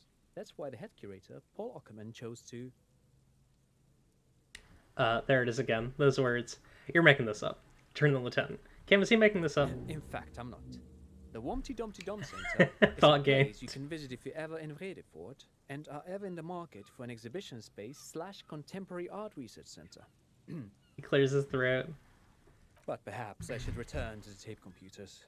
As I was saying, the device itself was very elegant, fragile even. One could write directly on the tape using a special chemical solution. The machine would then analyze the handwriting, perform operations, and project output onto a white screen. It was a beautiful, delicate thing. Yeah, I mean, the problem is that, like, that innovation would have happened for consumers, or not really, you know, for the average person, but, like, they immediately got struck by the coalition. At least that's, like, that's the alternative argument, right? I should, due to my actual art degree. Made of black film and folding tape structures. Nod. Cool. Very, very cool. Though I understand the socio-economic causes of the revolution, it pains me to imagine the revolutionary setting fire to this precious device. But so they did. The felt bag experiment vanished into the fires of '07. I mean, sometimes reactionary, or sometimes revolutionary bodies can be reactionary, right? Like, sometimes they can overextend and like, you know, over-prioritize execution over rehabilitation. Like, that is the thing that happens, and has happened many times in the past. And it is very possible that the same thing happened here. Why did the revolutionaries destroy it? Who knows? Maybe it was an accident, or maybe they didn't want the technology to end up in the wrong hands. Either way, they're all gone now. All 3 versions of the prototype. Nothing but debris and ashes remain inside that building. Yeah. This is true, yeah. The coalition runs the place, and also this guy probably has some coalition sympathies. Because he seems like a pretty well-off guy. 2 seagulls circle in the sky. You look up and think, really? Or was there a 4th prototype that remains hidden in the mausoleums below Coal City? That'd be sick. He takes a step back, the boardwalk creaks mournfully in the wind. I want to ask something else. But of course. What else? You look like someone who has money. Do you have money? I do have some money, yes, but that's not what's really important here. He brushes it off like it's nothing at all. I don't want your money. I just wanted to see whether my profiling skills were working. Of course, Detective. I wouldn't have assumed anything else. Matter of fact. He looks up again, a playful hint shining his eyes. I don't know if you're familiar with this, but the Vespertine Department of Justice has published a rather interesting paper on the criminal profiling in former socialist states. Have you read it? If not, then you definitely should. If not for tips and tricks, then just for theoretical curiosity. Anyway, that's just a little something that sprang to mind. You were saying? He squeezes his son's shoulder lightly. Great, thank you for all the interesting information. No, thanks to you for having me and little Mikaela here to pick your brain. A very interesting conversation indeed. Babe, esque. Esque is only used when it's like Soviet-esque. You don't say esque like.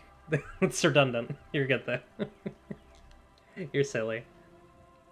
Bun's typing style is arcane and strange.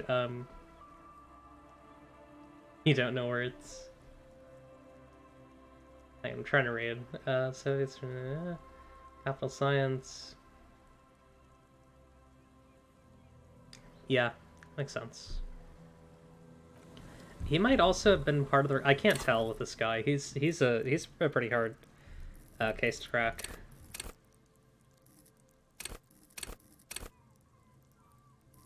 Yeah, I don't know. Anyways, I want to get more shivers or inland. Let's get some inland empire. We have a lot of space for it.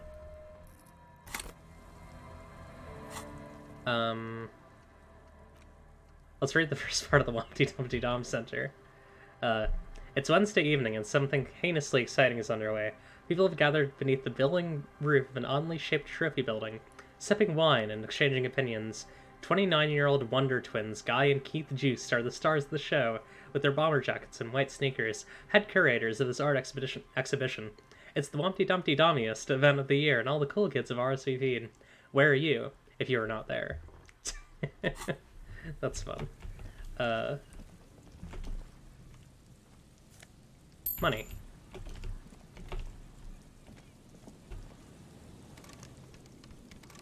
You know what? Hang on. This is probably a pry bar situation. Yeah. Nice nest fed and money. Cool. Oh, those might be our cryptozoologists. Let's go and say hi.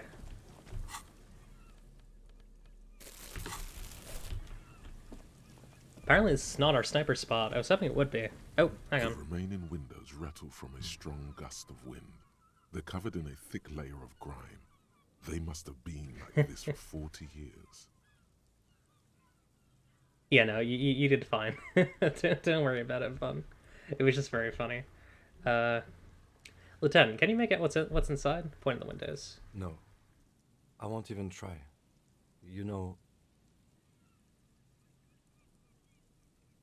Well, one of the things that he said, or one of the things my character read, was that the way that he was saying stuff about the revolution was almost as if he was sorry that he did it, which is interesting.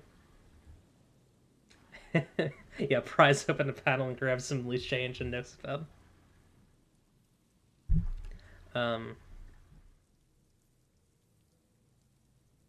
He shakes his head. The windows rattle in their frames.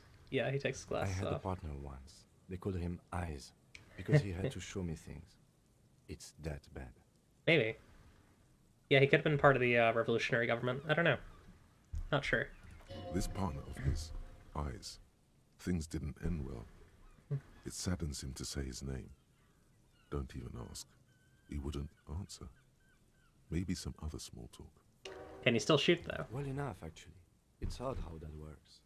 I'm no sharpshooter, but I pass my shooting courses 7 out of 10. Huh. Okay. So, I guess this is not our shot spot.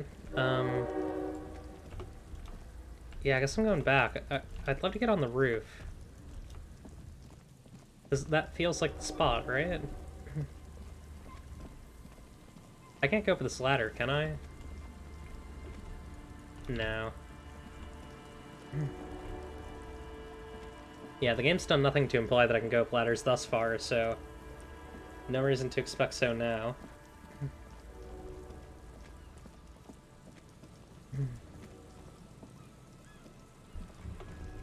Let's see.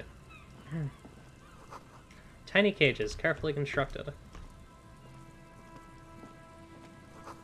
These soggy logs smell of ignition fluid, still they won't light up. These heavy military blockades are riddled bullet holes crumbling. Sorry, I'm just doing a little scanning before I actually talk to them. That patch of reeds over there, it's a great place to hide something. Kind of out of the way, being so close to the water. What is this about? Nothing. Just a hunch. The hunch passes, leaving you there, by the old boy bobbing in the water. Time to go. Huh. A boy bobs in the water. Number on it says 11. It's almost impossible to get a fire going near this ocean.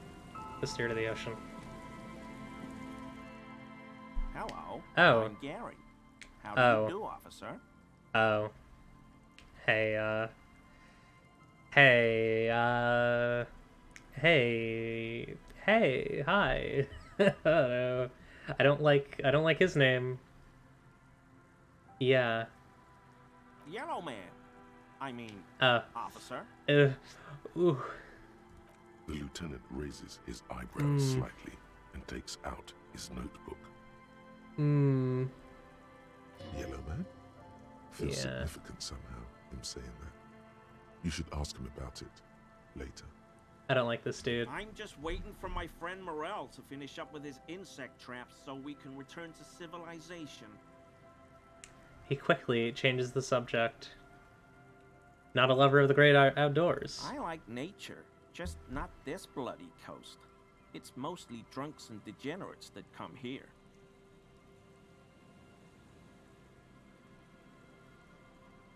Nobody's perfect. I'm sure you've been tempted to drink. Oh, I've been tempted.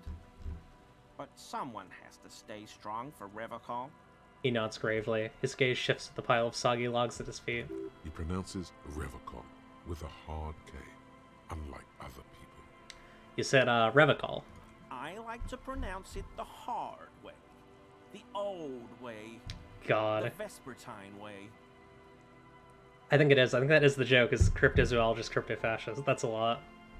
He winks at you, trying to relay some hidden message, inviting you to mispronounce it too, perhaps. It's odd. It's a secret rite, a very fringe nationalist handshake, probably.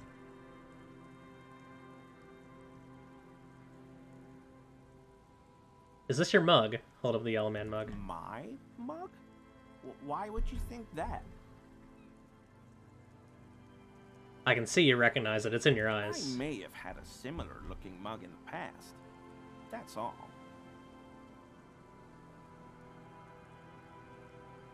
Still, seems suspicious. Did I mention the mug was found at the scene of a lynching? Okay, I admit it. I threw the mug away in the trash container behind the hostel. I know I shouldn't have, and I am very sorry, officer. He pauses. You're not going to find me, are you? I could find him, but I feel like that's not gonna... Nah, Gary, I just want information. Ooh. Thank you. You won't regret this. I won't use another man's property to dump my garbage ever again. I don't like this dude. He's visibly relieved. I don't know what got into me, really. Work has been stressful lately. Damn Koiko's price dumping us out of competition. Ugh. What did you do, Gary? Nothing. Nothing. Just answering some questions. Helping out the law. Gary, did you put the clothes of a murder victim, the man who was hanging behind the whirling in rags, into that trash container? Officer, please. Let me explain. It's not like that. He raises both hands. Do. I was only cleaning up. I live right across the yard from where he was hanged, and I saw him stripped naked. All the clothes lying around in the yard, smelling. People are animals, you know? Okay, then what happened? Then I came out to clean up the rags because no one else would. I put them into the Whirling's trash, along with a broken mug, admittedly. He changes his mind mid-sentence. Okay. I was coming to throw the mug away. I and, hate his voice. Well, I threw the mug there and the clothes too. Right. It was just civic duty. Lieutenant remarks drolly. Exactly. That's exactly what it was. Civic duty. Well, we know who lives in that little spot. We know whose door we opened, and I don't really feel bad about it now. As he shifts uncomfortably, a series of clicks, like the clinking of glass beads against one another as they roll across a hardwood floor. You've heard this sound before, but where? What's that strange sound? What sound? That clinking I just heard when you moved. Really? He fans his arms out slowly, and this time his motions are soundless. There's lots of weird stuff out here in the reeds, though. Insects, trash. Could be the wind shifting some garbage nearby. Every day, the wind shifts the reeds and whatever was left in them. Tambourines and condom wrappers, plastic and glass bottles, the smell of decay. How do you get in the trash container? I know a guy who works with the trash collection services, CS Municipal. He gave me a master key for the trash containers of Martinez. Why would he need to get into everyone's trash? So I can use the Whirling's trash compactor to store my own stuff. Garbage disposal is expensive as hell. The damn Chimeans run it like a mob. He says, bowing shamefully like a fallen knight. I'm sorry, okay? I thought I could cut costs. I shouldn't have. I shouldn't have disgraced myself. Disgraced? No need for the histrionic, sir. It was, after all, just a trash container. Lieutenant raises his eyebrows and looks up. I hate dudes like... I know dudes like this, and I hate them. Well, I knew dudes like this. You wouldn't know anything about the victim's missing armor, would you? Armor? No. I mean, yes. Of course. I know he was wearing armor, but I don't know anything about it. He changes his mind. Let's move on for now. I hope I could help your investigation, in my small way. Do you know anything about the man hanging behind the whirling rags? I told you everything I know, sir. I'm truly sorry for the mug, but I have nothing to do with that. He shifts uncomfortably in his clothes. Are you a cryptozoologist too? No. I help Morel with research sometimes, and I've learned some things along the way. But I don't usually go in for picnics like this on my own. Yeah, it's possible that he has some of the dude's armor, because the clicking sound is very suspicious. After all this time with Morel, he must have an opinion on cryptids. This could lead to a good one. I'm into cryptids. Do you have a favorite? Oh, yes. The burning rhino. Morel doubts he's real, but I don't much care, because I won't be the one looking for him out in Safra Serai. What's a burning rhino? A rhinoceros that looks ordinary during the day, but burns brightly by night. Well, at least the males do. How do they burn? They have special ducts just above their shoulder blades that secrete a combustible fluid. When the rhino is just beginning to light itself, it looks as though it has wings of fire. Why only the The males? flames are not just for decoration. They are an integral part of the beast's mating behavior. How so? During the burning rhino's mating season, herds of male rhinos, all aflame, encircle herds of female rhinos, forming a fiery ring as they begin to copulate loudly. He must love this shit. Local God. peasants call it the passion ring. They fear the rhinos, as perhaps they should. Anyway. The lieutenant sighs without looking up from his notes. It's clear the burning rhino is dear to him on many levels, some even spiritual. You were surprised to see my colleague, Lieutenant Kitsuragi. Not many Sealites here, or anywhere, other than Sale. I meant no offense, truly. You have a problem with Sealites? No problem at all. Thank you for your cooperation. Don't like him. Here we go. Nice and easy. No way out, little guys. Not out of this jam. There's a cylinder on the ground in which the man is arranging some netting. It looks like some kind of trap. He notices you. Who's there? Oh, the police. Hello, officers. You must be Morel, the cryptozoologist. To what do I owe the pleasure? Lana sent me. She's been really worried about you and is waiting for you to get back. Of course. Thank you for passing along the message. That damn water lock is broken, and we can't go all the way around the A81. I won't tell him the whole story. Waterlock's been fixed. It was fine when I crossed it. Oh, good.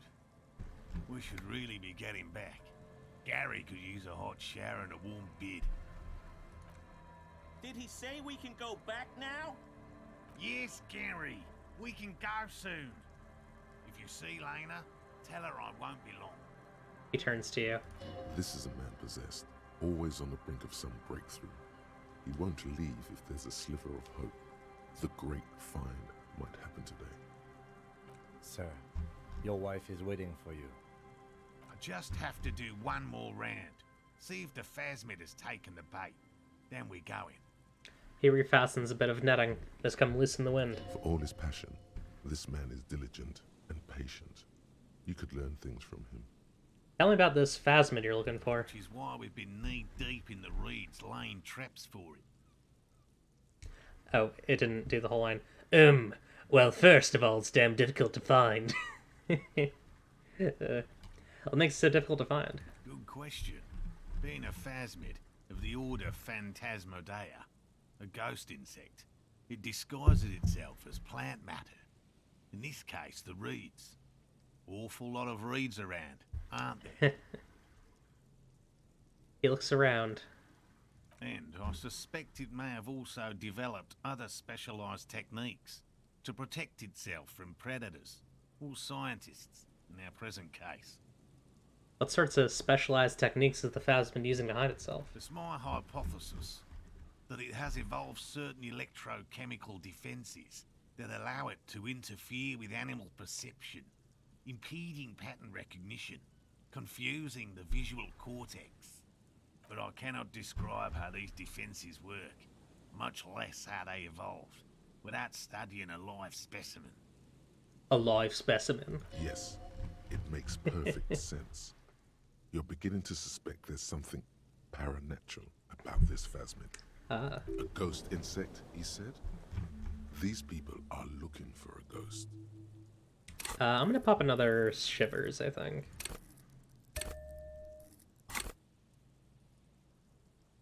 Ghost insects, so you're ghost hunters. No, that is precisely what we're not.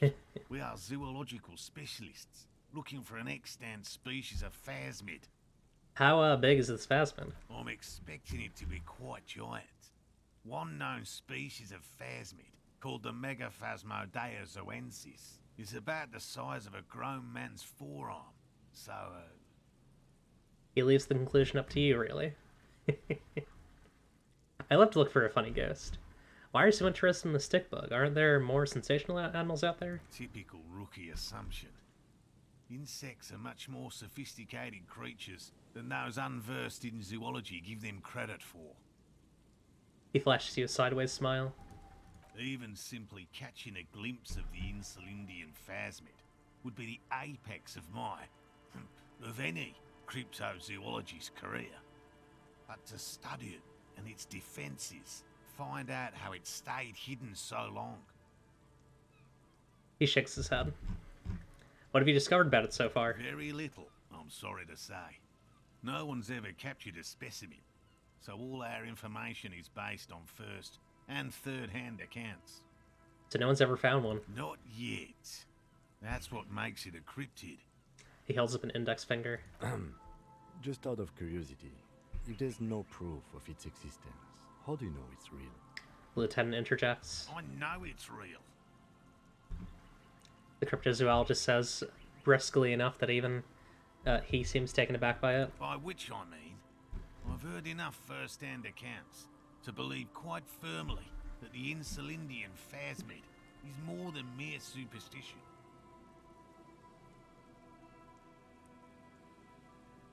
Yeah, he says, gathering himself. What would it be like to grasp and hold onto something you think is next to you, or just behind you, like a trace of vapor you exhaled one spring morning as a child? This is what he's searching for. A spectre. Lena said there has been a sighting of it here in Martinez. Yes, the most recent sighting was by a couple of teenagers along the coast here. That's what brought us to Martinez specifically. It's the first credible sighting in several decades. Admittedly, it's an unusual location for this species, but with all the sewage runoff upstream, it probably doesn't matter much anymore. Maybe the Insulindian phasmid died out. I have to resist the thought. Such an extraordinary creature is doubtlessly highly resilient. After all, it's generally thought to be capable of parthenogenesis. Yeah, for sure. They're both chasing something that doesn't exist, for sure. He shakes his head vigorously.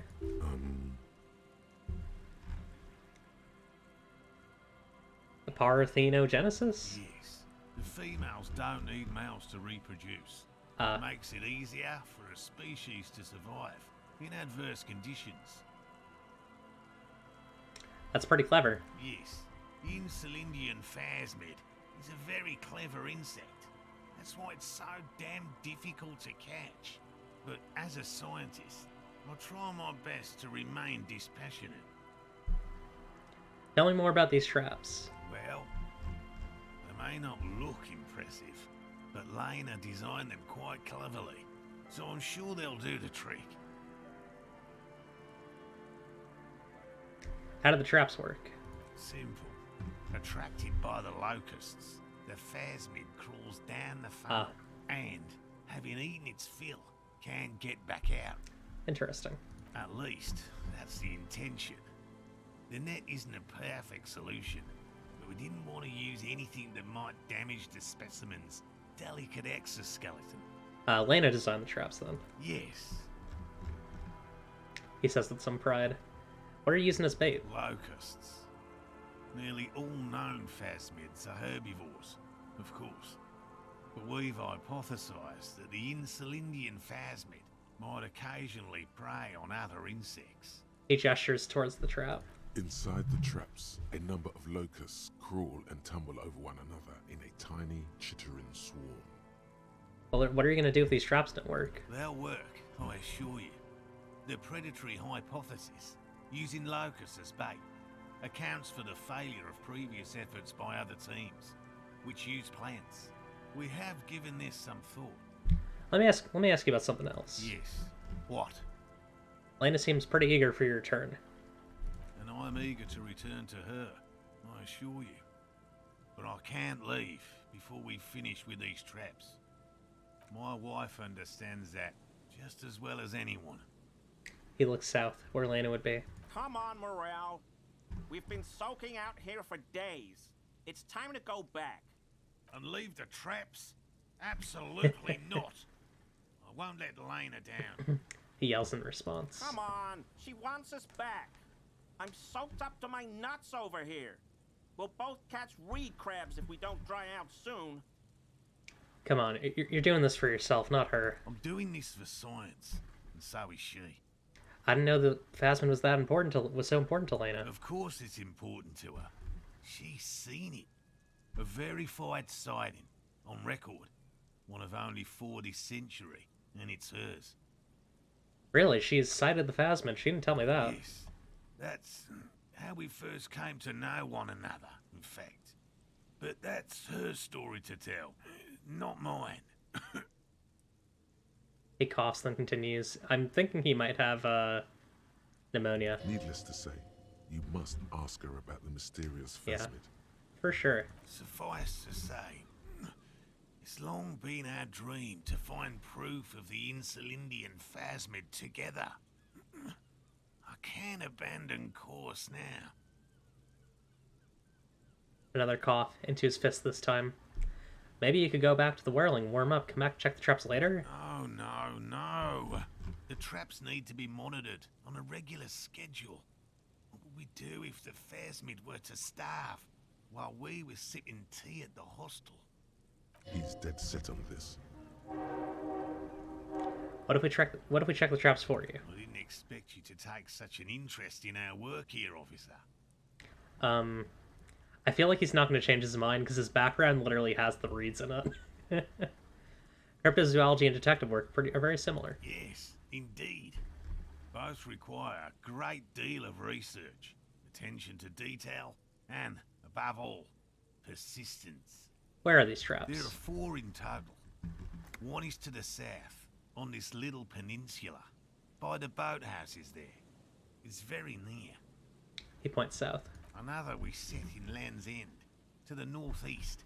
It's behind a small sand dune there, on your way to the old radio tower, after the church.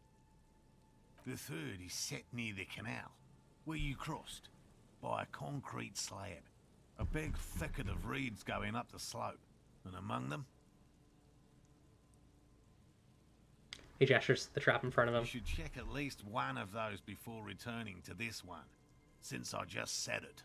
This one's more of a technicality, but still, better safe and stupid than sorry. Yeah. That seems like a lot. Do we really have time for this extracurricular venture?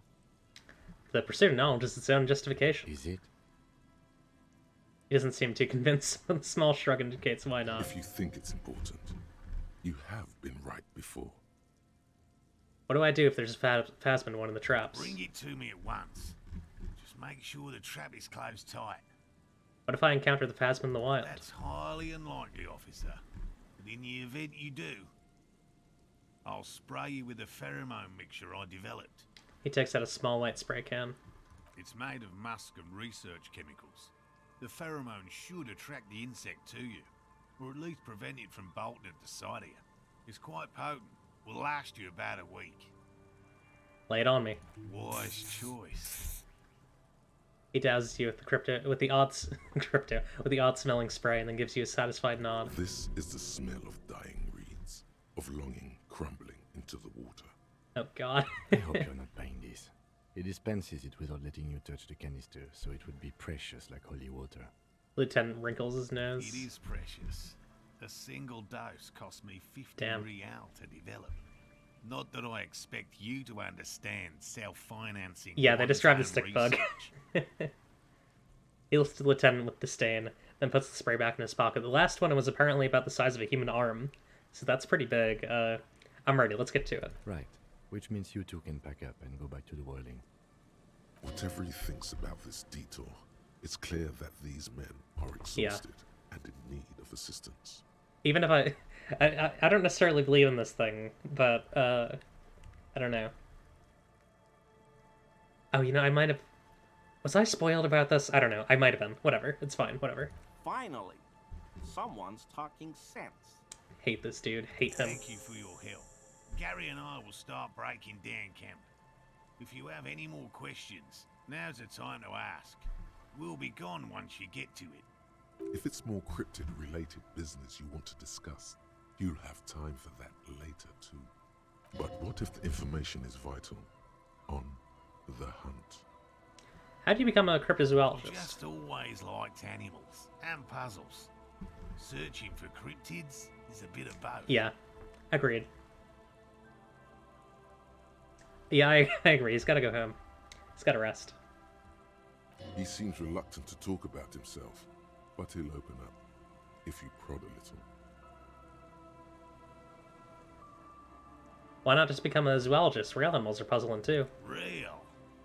I know you think one is a respectable profession, while the other is superstition.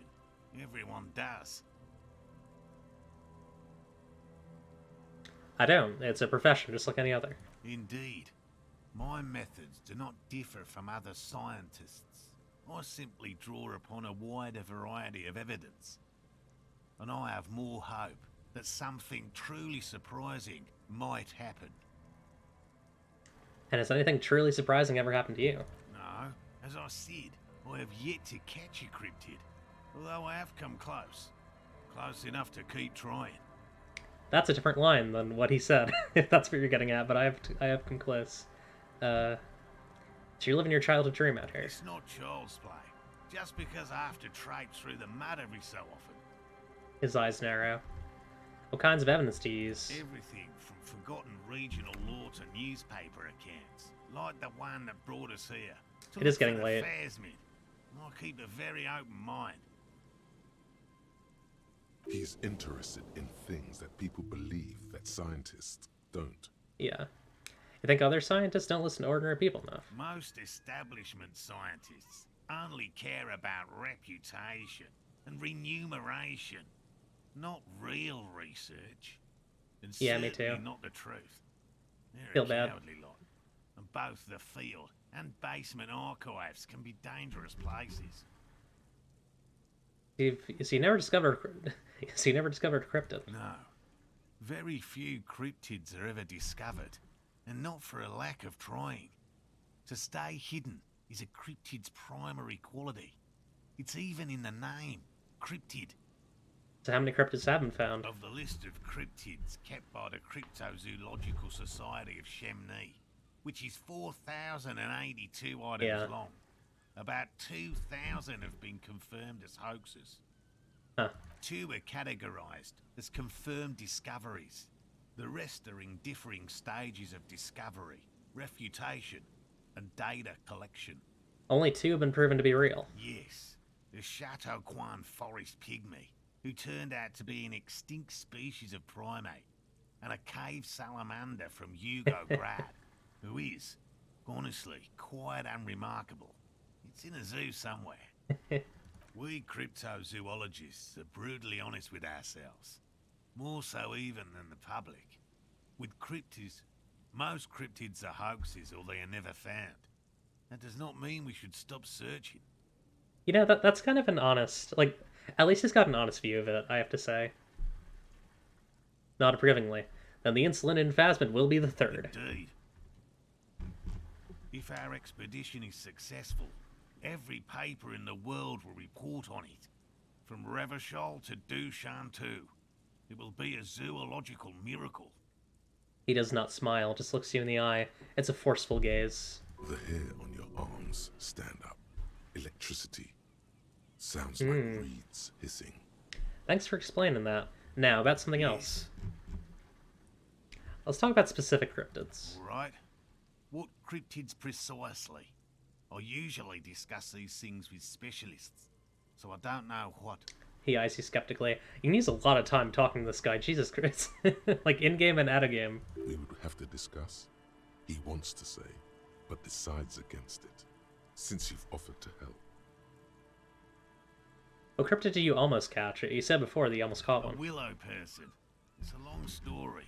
One non-specialist would find rather dull. Willow people?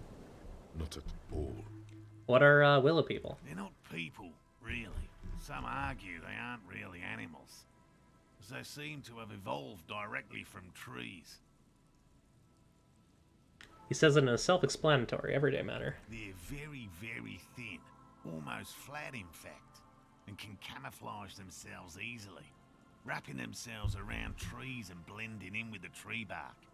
In that way, they're not too dissimilar from the phasmid we're looking for here. Wait, so I may have seen these willow people without knowing it? You probably have.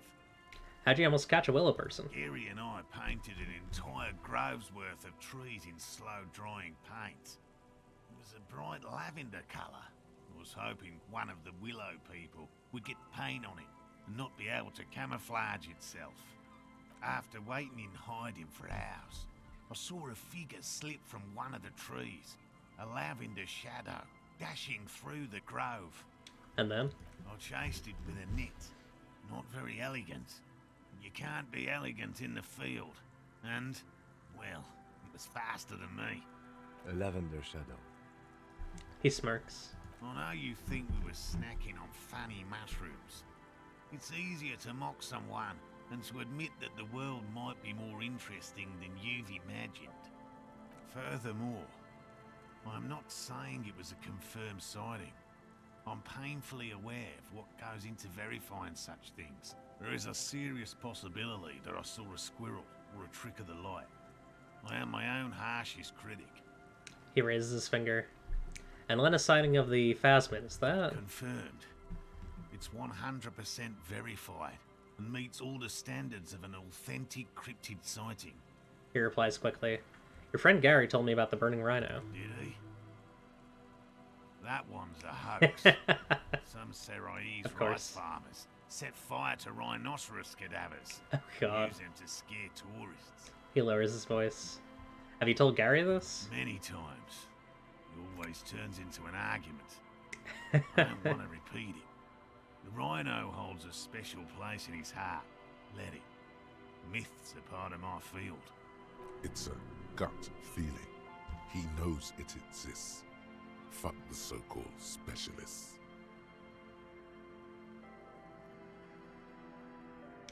What if the other cryptids are hoaxes too? Many of them probably are. Statistically speaking, about 20% of all cryptids are verified hoaxes. Uncovering falsehoods deliberately fabricated to fool the public is just as much my calling as finding new species. I think that's admirable. I think that's kind of cool. I know it can't be real. Did you? It is almost as difficult to confirm a hoax as it is to confirm a sighting. He seems incredulous. Just tell me about a cool cryptid, any cryptid. No offense, officer, but I'm not much of a pedagogue. I don't know what I would have done if Lena hadn't persuaded me to go back to field research. You should ask her if you want interesting stories. Me? Not a people person, unless you haven't noticed. Yeah. I don't make a good lecturer. My strength lies in field work and persistence. I think disproving stuff, like the work being equally finding things that are actually real and finding hoaxes is admirable. And like being willing to say like this is definitely a hoax, right? I think it's admirable. Enough tales then. Let's change the subject. By all means. Have you noticed anything off about your friend Gary? No. No, of course not. Why? Are you sure? Well, he's been a little unenthusiastic about the trip. More so than usual. That's understandable. He just wants to get home and warm up. He lowers his voice. He doesn't want to say it, but this is unusual. Gary's been to the jungle with him, to places way more challenging than the coast. Why so eager to go home? I'll get going.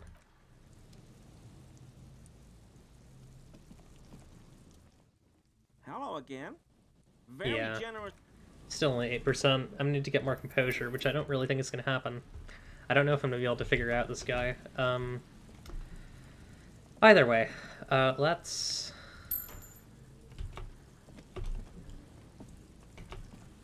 Alright, so we should be able to do the thing now, right? Like, yeah, inspect the traps. Okay, so there's one near the boathouse west of the Feld building. The one he just set up. Trap in Land's End, far northeast of the Feld building. Near the canal you cross southeast of the village. Okay, cool. Let's check out, I don't know. We'll look around. Money. It's a little late, but we can, you know. This isn't Stardew Valley where you have like an energy bar. It's fine. Here's one. There's a trap in the reeds at your feet. Looks like the same one you saw Morel set before. Same mesh, same wiring. Look around. Behind you, the ruins of a residential building rise over the reeds, shielding them from the wind. The reeds rustle confidently. When this district was booming, the reeds were kept at bay. Nothing obscured the freshly painted facades. Nowhere for drunks and adventurous teenagers to hide. Now only the wind blows. Stardew Valley Disco Elysium Edition, yeah. Reach for the trap. Locusts are crawling around in the trap, confused but uneaten. You see no carnivorous reed phasmid gorging on them. Big surprise. Anyway, one down, 3 to go.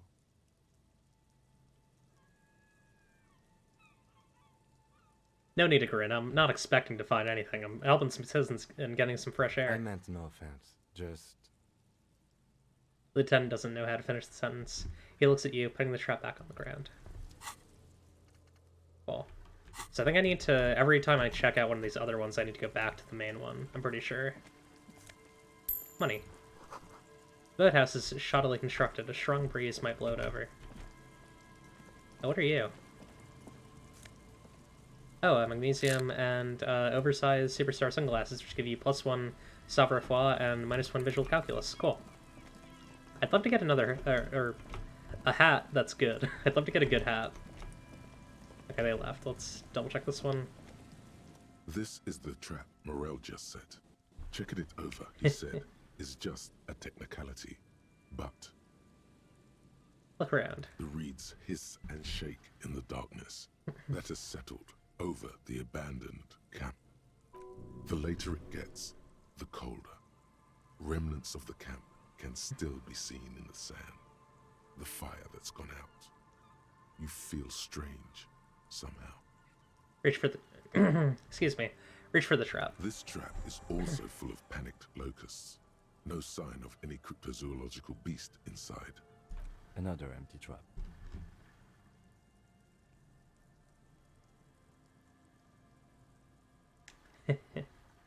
How are you enjoying the cardio, Lieutenant? I'm quite enjoying it myself. Always up for a good jog.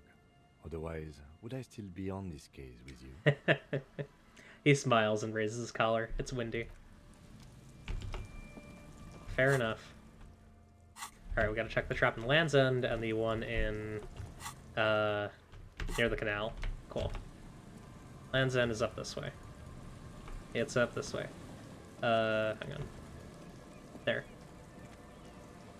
Letting Mr. Dubois, direct himself here.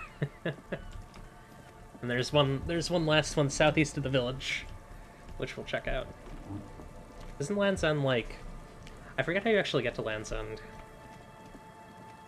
It's like around here, I think. Let's zoom out so I get the widest perspective possible. That would be useful. It's near the church, right? It's like here? Maybe. Maybe you'll think of me when you are all alone. Maybe the one who was waiting for you will prove true. Then what will you do? Anyways, it's hard to sing with the other music. Anyways, you beat Sam, that's sad. Don't do it. Look around. The reeds shake sadly in the coastal breeze, weighed down by rain. They seem to be waiting for something. Huh. The wind picks up here, near You do what you want. surrounding the narrow strip of land from 3 cardinal directions. It's cold for this time of year. Reach for the trap. Nothing but locusts in this trap as well. Definitely no cryptozoological monstrosity. Empty as all of them. He pants. One more of these and we are done. His face is red from the cold sea air. He crouches to catch his breath. You getting tired? No, I'm fine. I didn't mean to complain, it's just... He's short-winded. The sentence ends there. And one more.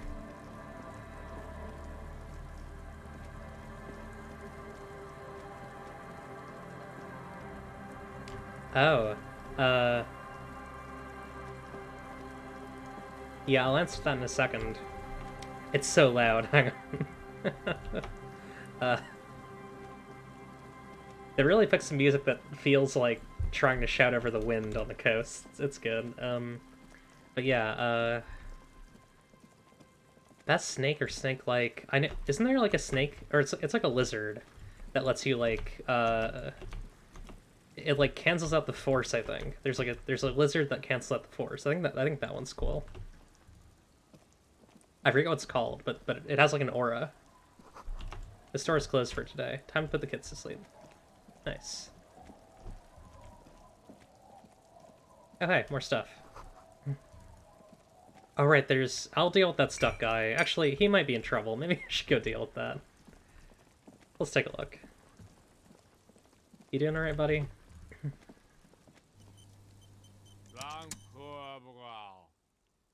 Grumbles an unshaven man with a ruddy nose. He narrows his eyes to you as if in recognition, then turns his head away. The noxious odor emanating from the drunken man is strong and familiar. Yeah. Don't you call her? Yeah! Don't call Abigail! Who's Abigail? Uh-huh. Abigail.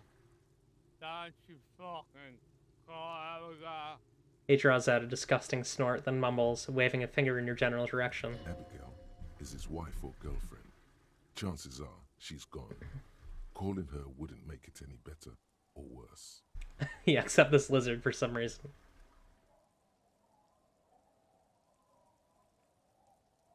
Who are you? What's your name? Don't call Abigail. His eyes move around erratically, the look in them hazy and unfocused. Tell me about your friends. Don't you fucking call her. Hear me? Abigail? He glares at you. His voice trembles with every word, becoming ever weaker. He whimpers in the end. I don't think I'm gonna get... Don't think I'm gonna get much information out of him. He whimpers softly, his voice trailing off into nothingness. Yeah, everything alright? Hey, tequila! A 30-something man in a two-piece Lycra, trademark, tracksuit puts down his Pilsner and extends his hand in greeting. Good to see you. How's business? How's the whole reality situation treating you? Shake his hand. So what's happening? Wait, tequila? Yeah, Tequila Sunset. He takes How a are sip. the high concept reality-based adventures proceeding? Good. These people know your true name. Looks like it has preceded you, Mr. Sunset. More on that later. Not too hot. I'm on a 50-year losing streak. That's harsh. I'm like 3 or maybe 4 years into mine. Wait, no. Make it 5. He looks at his shit-stained Lycra TM with a grim expression. Things aren't going super well for Idiot Doom Spiral either. Haven't found those keys yet, haven't won that great piece of ass back. No word from my business buddies. He takes a sip from his beer. This guy's your buddy. You feel it immediately. You belong to an organization. These are my friends. A fraternity of drunks. Idiot Doom Spiral, huh? This is bound to be a good, high-concept conversation. At last. Shit, I hate him. One lizard figured out a trick that can totally negate the force. Yeah. What do you guys do around here? We are saving the world. He looks at his comrades. Please don't go. Don't go. Begs the man in the pipe. Okay, we're drinking. We're drinking alcohol. That's what we're doing. I tried to save the world once, a long time ago, with enterprise, creativity, and willpower. But that didn't work out. So now, it's a pirate's life for me. What is Tequila Sunset? You keep saying it. It's you. You're Tequila Sunset. How do you know this? We've met before. Don't you remember? No. Aha. Do you want to know how Tequila Sunset came to be? He takes a sip from his beer. Tequila Sunset. Something ominous there. For some reason, the name Tequila fills me with foreboding. Maybe I shouldn't learn what it means. You think you feel bad now. Wait till you've heard the story. No. You need the wisdom. Go ahead. Let me take a sip to moisten up my chords. Tequila Sunset rolled into Martinez last Friday. And by Tequila Sunset, I mean you. The man, the myth. Wait, did we meet on Friday? Hey. Oh wait, let's not crap. jump ahead of ourselves. I missed. This is your story. Stop interrupting. Was I alone? He takes another sip, then continues. You got here on Friday to solve a case, hoping to be the early bird who gets the worm. And by the worm, I mean the buzz. Because as far as I know, all you did was get piss drunk.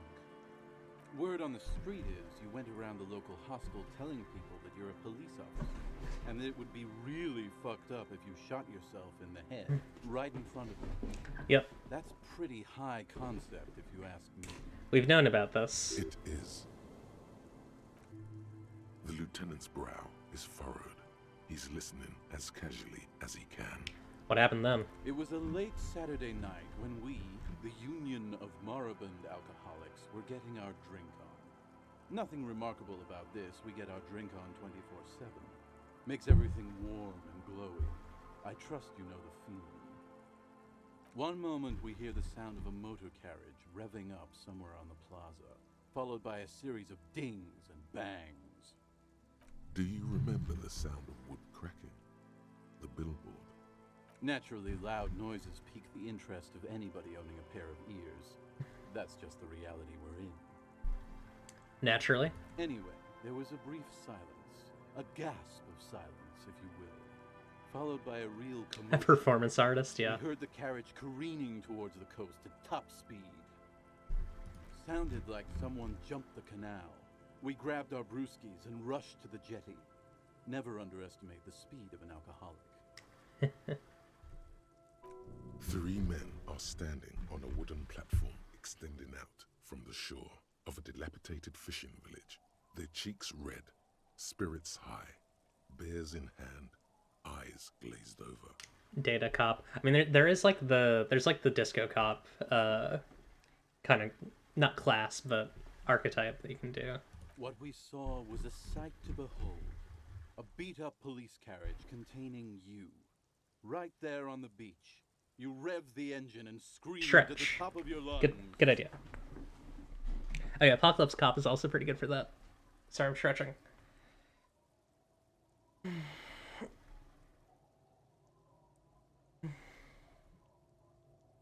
The time hath come. God. So, naturally, being the curious cat I am, I asked what time hath come. Yeah, To which you for replied, sure. The time hath come for tequila sunset, the end of all things. Yeah. Fash types, for sure. Say nothing. It's more dignified that way. After which, your reality contracted. You jammed the pedal, plowed right off the jetty, and through the ice. We ran towards the ice, whilst you crawled your way out, miraculously unhurt, covered in seaweed and shit, like some kind of sea monster. When we finally got there, you were sitting on the beach crying. You said that your badge and uniform were in the car. It was too late to get in there, though. The carriage had sunk too deep. Recognizing a brother in need, we offered our condolences and invited you to party with us, which you naturally agreed to. We asked about the whole tequila sunset thing, and you told us it was your name now and insisted that we all call you that from then on. Tequila Sunset, huh? Sounds pretty good. Yeah, I agree. How long did we party for? Hours. It was an all-night drink-a-thon. Then, at some point, I think it was Sunday morning, you got belligerent and wanted Yeah, to talk I got you. about Revacholian women. Ugh. How they're beautiful and also whores and so on. Alright, let's pop a... How one of them fucked you real bad. I probably didn't need After to a do short that. Yeah, while, it's whatever. you crossed the event horizon, looked sullen, got up, and left without saying anything. Well, the thing about... Yeah, I mean, there are elements of future... Like, they're interlacing elements. Yeah. Anyways, Wow, that's quite a story. It sure is, huh? Yeah. I bet Tequila's a fucking legend around the precinct. You must be proud to work with him. If you only knew. Did I tell you anything specific about this person that fucked me? You were pretty vague about it, but you kept saying you got fucked real hard, and that we've all been fucked too. Please, don't open that door. No one's fucked me. I do the fucking around here. Thankfully, we have a lot of this. Abigail. It seemed pretty painful, to be honest with you. If I had to guess, I'd say you're still working through some shit. Did I mention losing anything else? Beside your gun and your badge, you said something about your hope or heart or something. To be honest, the details are a little hazy. Yeah. In retrospect, I guess you lost your motor carriage too. That's a big one. Did I say anything about my colleagues? You told us that they were a bunch of fucking losers whose main interest was cramping your style. It's more like you were cramping theirs. Yeah, that makes sense. No specifics, though. It was more about you that night. You were the star of the show.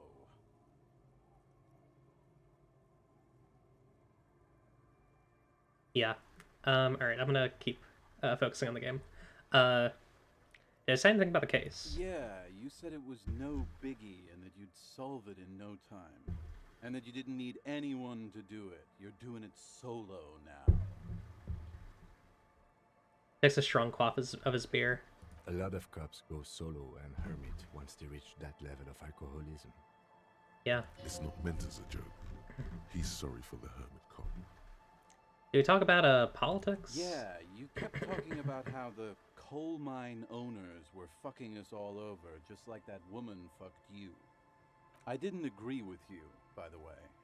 The spectral hand of the market makes sure everyone gets exactly what they deserve. Alright, buddy.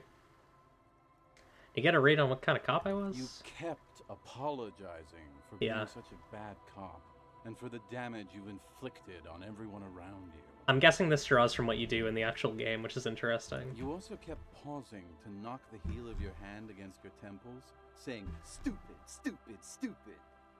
I don't need to hear anymore. It's a hard thing for a man to confront his past. That's why I avoid mine at all costs. Be seeing you. You too, Tequila Sunset. These guys clearly have more to say, but right now I want to go take care of some stuff. There's more stuff in here.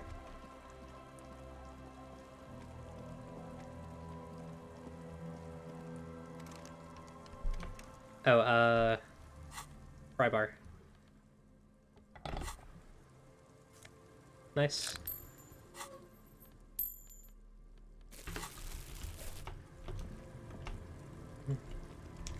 Okay, so it was the canal southeast of the village, I think. Also, it's snowing.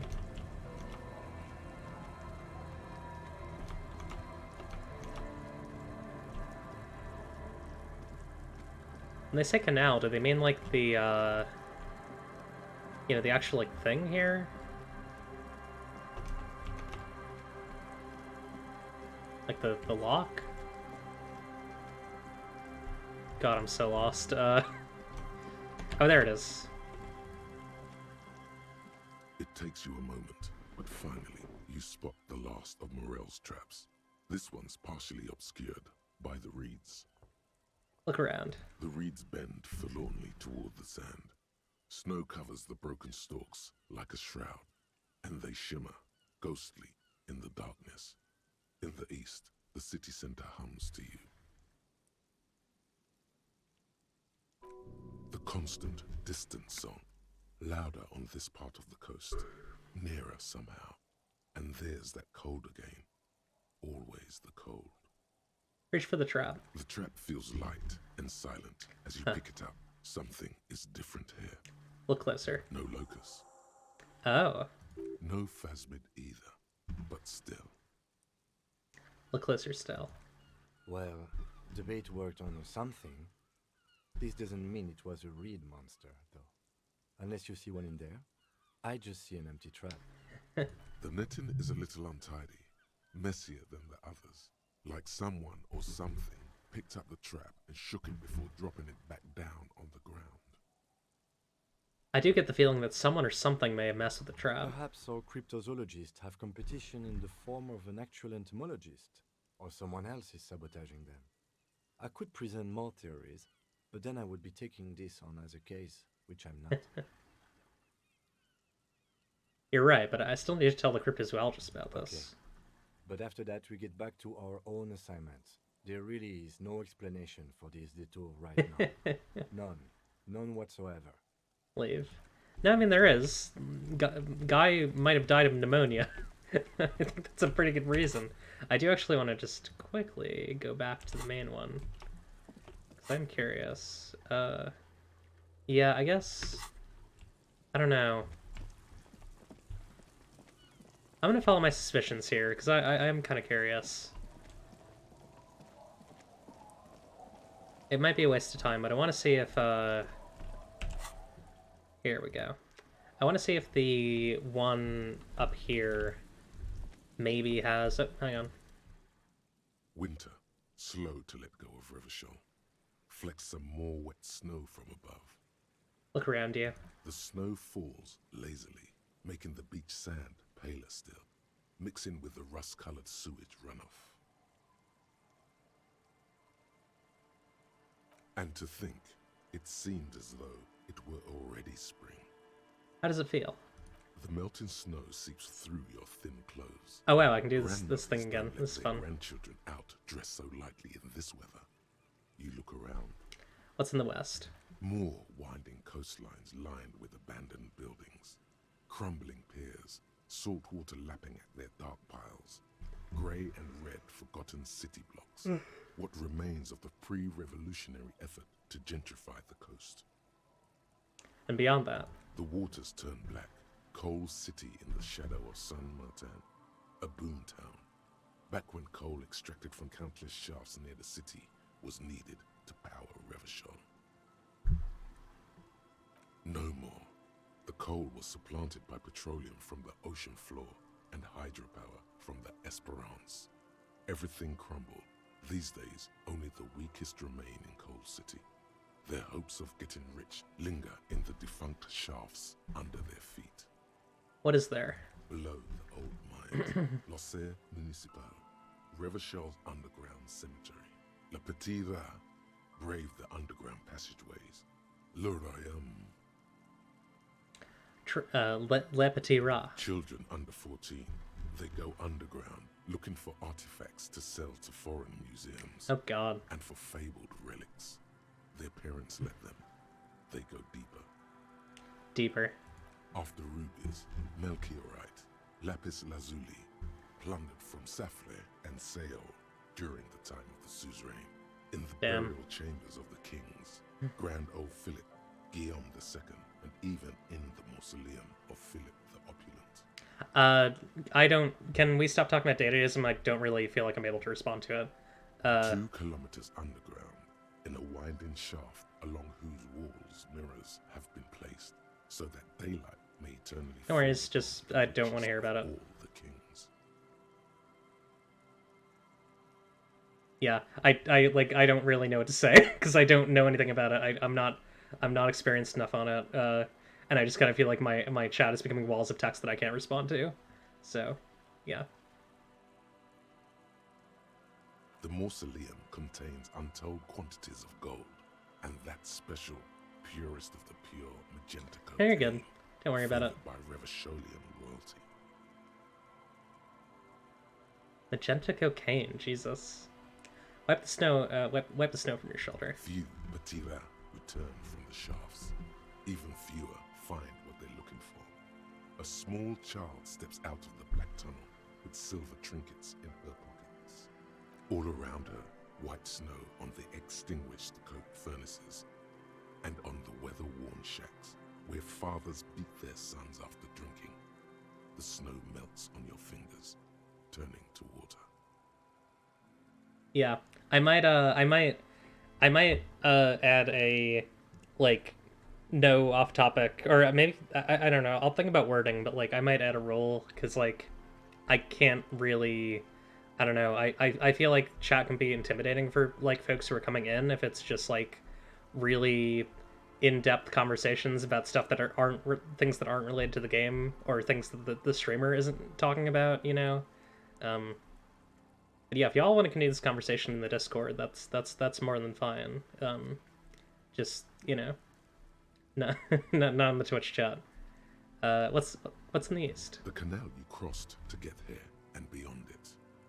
Martinez proper, the district the police forgot to police. There is laughter, lights, attempts at entrepreneurial activity, cynicism. Someone is scraping snow off their windshield at the roundabout, in the midst of which a statue of Philip III serves as a destination for grade school field trips and a fine perch for winter birds. That's all. Like all monuments, it's also a warning. 6-story ruins on the south side of the roundabout cast a long shadow over the profligate king.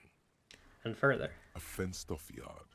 There's a truck belonging to a logistics company parked next to the gate. Bright light from a building behind the fence reflects off its hood. Clean white light coming from the windows of a clean cube-shaped office building hidden amidst ruins. A secret. God, actual art degree is really useful. Like, I've been able to get a lot of really good stuff out of, like, a lot of really good, like, EXP from just getting conceptualization passives. What's in the north? The abandoned church. One of 2 remaining stave churches, which were collectively called Les Sept Sœurs. The other 6 sisters were destroyed during the Revolution. And further north. A serpentine strip of land weaving its way into the Martinez Inlet. Unfortunates on the run from the law, from themselves, sometimes hide out on nearby islets. Little dots in the ocean that are occasionally submerged when the tide is high and the weather foul. It's very good writing. It's a little dense right now, but I'm enjoying it. And on the islets, or on the islets. The remains of a camp on a jagged piece of rock. A tent, old dishes and cutlery, long since abandoned. A hermit crab scuttles among the debris, looking for a new shell. Damn, that rules. Further out, the lights burn bright on Resurrection, way beyond Martinez, a popular spa destination for ample-bodied Ozon kids with equally ample pockets. And on the other side of the inlet. Then there's Ozon, but the snow falls too thick. You cannot see that far. Before that, before the curtains are drawn. The Bay of Revachol, vastness, great depth, over 1,200 meters at its deepest. Water, air brinier than hair. It is crisscrossed by huge cargo ships bearing company logos. Wild Pines, Zam, Morien, and at the farthest reaches of the Bay of Revachol, the shadow of the Coalition warship Archer, on perpetual patrol duty, ready to unleash artillery fire if you were to rise up against the market. You shudder. That's scary. That's really scary. What's in the south? The raised motorway, 881, separating Martinez from Jamrock. Vehicles whoosh past one another day and night, while those who reside in the labyrinthine alleyways beneath the motorway attempt to carry on with their lives in the snow and the slush. And south of the 881 is the Pox. The Pox was once a park, a place for reflection and recuperation for the patients of the old military hospital. In the 20s, it was used as a quarantine center during a measles outbreak that killed many children. Most everyone has avoided the hospital and surrounding park ever since.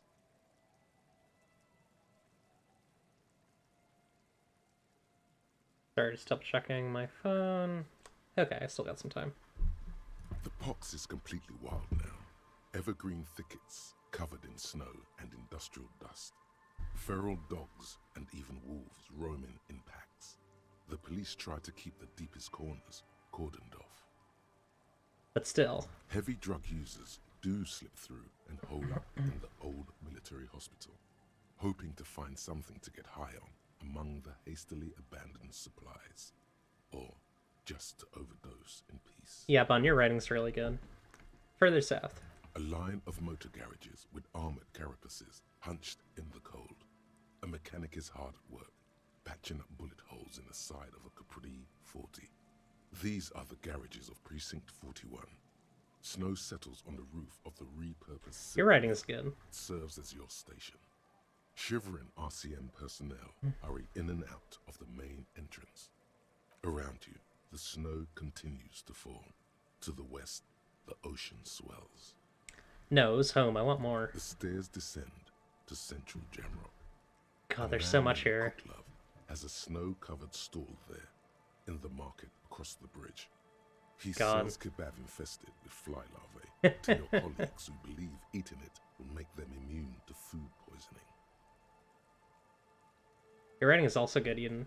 Snow falls on the utility district, the library, the florist, the Sarah Mauritian restaurant that offers homemade wine.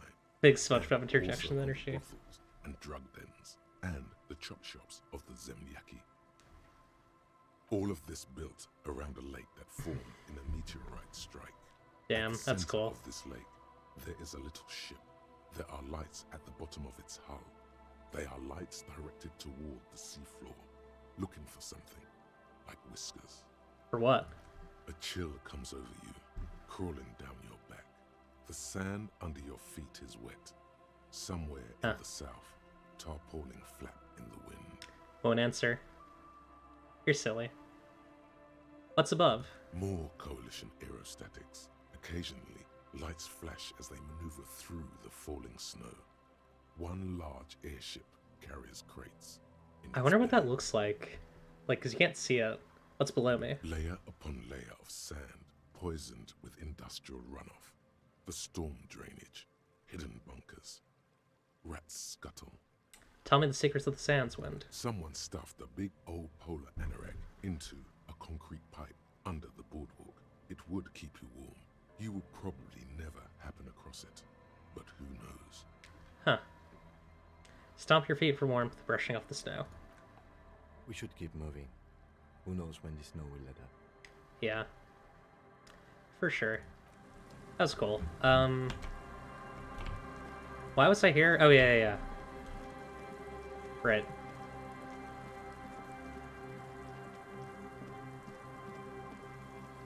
I don't think this way... Yeah, sorry, this way does not lead to where I'm trying to go. I want to check the main... Because there's that one bush that was like, you don't know it now, but this would be a great place to hide or something, and I feel like that might be where the... I don't know, if I were the Phasma, that's where I would hide. Hypothetically. Not saying I am the Phasma, but if I were... No, let's head back over to this building. Roll back around, down here. I'm the Phasma. That's right, it was me the whole time. Oh yeah, there might have just been a walking way right there. It's fine. A walking way. I believe they call it a walkway in the in the real world. You've checked all. Okay. I think we'll wrap this day up by can I fast travel right now? No. Okay, let's go back to the church and we'll fast travel. I want to go back to Whirly and Rags, talk to our friend, and then I think I want to sleep, and I think I'll probably be out of time at that point. Yeah, we'll see how long it takes. I guess we'll see.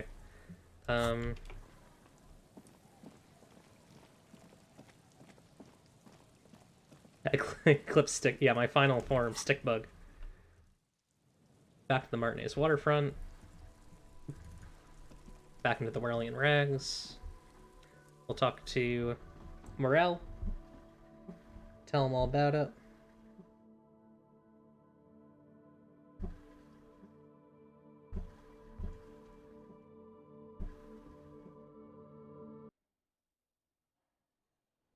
Okay.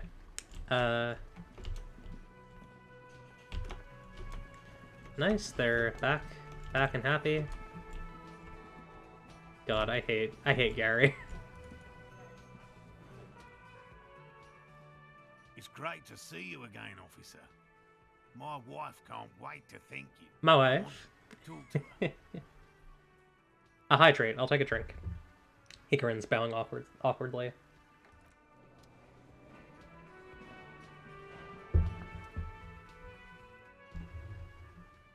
Oh, sweetie, I don't even know how to thank you for finding my husband and helping him out. I hope we haven't been too much trouble for you. Oh, it was just on my way while I was working on the case. Here, I want to give you a small token of my gratitude. It's a tie, Mexican origin. The pin is an antique, quite special. Eight-eyed Terratorn, Terratorn tie. She hands you a thin ribbon held together by a silver bird skull. The little silvery knob holding the tie together feels warm in your hand. It's in the shape of an avian skull with 8 eyes. Maybe you can convince her to tell you about some cool cryptids. 92%. There's really no point in manipulating anyone. She'd be only too pleased to tell you about her work. Go on and ask. Hey, Elena, I'd like to hear about some of the cryptids you've studied. Could you just tell me about a couple of them? Oh, I'd be delighted. Truth be told, I could really use the company too. Lieutenant throws you one of his... Not a couple. One. This won't turn into some kind of cryptid extravaganza. Throws you one of his looks. Okay, Kim. Just one little cryptid, promise. He nods and assumes a waiting posture. Ooh, tough choice there. Is this bird a cryptid? Point to the tie she gave you. No. It's the cryptid. Wow, the cryptid? Oh, yes. The small silvery skull shines between your fingers, its beak sharp. Okay, what is this bird? The eight-eyed Terratorn, the largest flying avian ever discovered, with a wingspan of 11.5 meters. It was thought to have gone extinct 3,500 years ago. Some even doubted the fossils were real. A mutation, they said. Until... Harry can have little A cryptid as a punishment. Mutation? That's right. All of evolution is a mutation. Until? Until it was sighted by renowned Gottwaldian explorer and naturalist Uwe Plattenkalk in 21. I need to hear about the sighting. It happened on a botanical expedition into the vast and unexplored Oamrau Canyon in southeast Ilmara. Dr. Plattenkalk got separated from his group during a sandstorm. Okay, and Umrau is the world's largest canyon system, sweetie. It's a barren waste east of the Erg Desert, an ancient riverbed completely dried up. What happened? Alone in the blasted desert heat, the doctor wandered eastward, where man hasn't stepped foot in over 1,000 years, since the fall of Pericarnassus. Ah. He was lost, without any navigation equipment and desperately low on water. After a day or two, he noticed a bird high in the noon sky. A great black bird. It seemed gargantuan. I do like a cool bird, a cool canyon bird. Every now and then, the bird would dive down to feed on an animal carcass somewhere on the horizon. But by the time Uwe got there, the Teratorn had taken off already, and the carcass was picked clean. This happened many times. Eat the bird, Uwe. It's the only way to survive. I understand. He started hunting it. Yes, a bird that big has a lot of blood in it, and he was dying of thirst.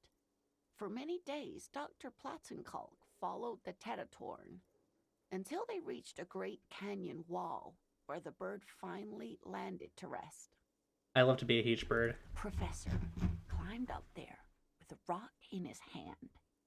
He found the bird sleeping with his head tucked under its wing, a great black pile of feathers on the perch.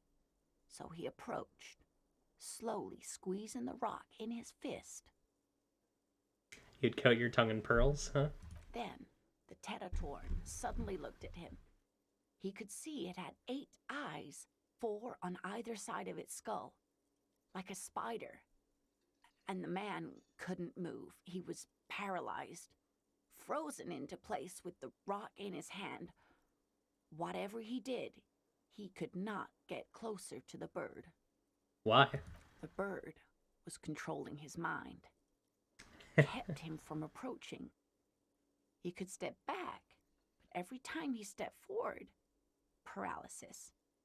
Uwe spent 3 days trying until the bird flew away. Hold on, how do you survive to tell the story? The 8-eyed Teratorn was indifferent to him, as long as he didn't get closer than 2 steps. It even let him feed on some carcasses up there, and the 2 unfertilized eggs it left behind. An 8-eyed mind-controlling bird. Fuck yeah. Absolutely, sweetie. Cryptozoologists have been tracing it ever since, but Wamrau is vast, mysterious, and holds many secrets. Oh, okay. She smiles, glad you agree. Modern radar telemetry shows great promise. We will confirm this one by the end of the decade, latest. This one I like. Not only does it have 8 eyes, and is a living fossil, and the largest bird ever to live, it also does mind control. Lieutenant puts down his notes. So that was the last anyone saw of it. Sadly, yes. But there are numerous reports of 8-eyed bird skulls from Ilmara.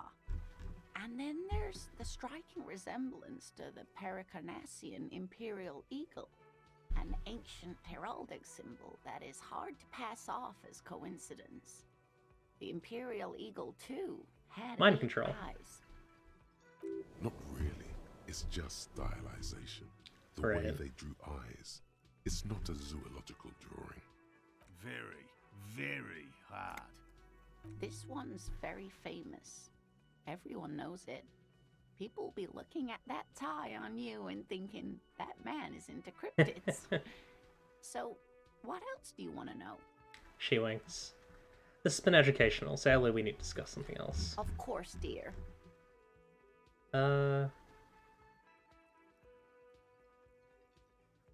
You never told me you've seen the Phasmid. Oh, you don't want to hear about some old woman's ramblings.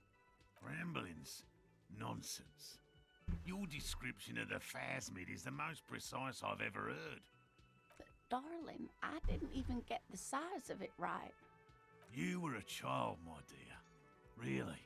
It's extraordinary what you were able to describe. Now go on. Tell our friend about it. He's proven his interest in the field. Reflexively, the lieutenant read his familiar notebook. Well, it was summer. I was building a racing track out of sand on the beach near a tall stand of reeds. Quite a tall one. Many times my height, I remember. Is there a way that I can get out of... I need to actually... All of a sudden... I need to wrap up.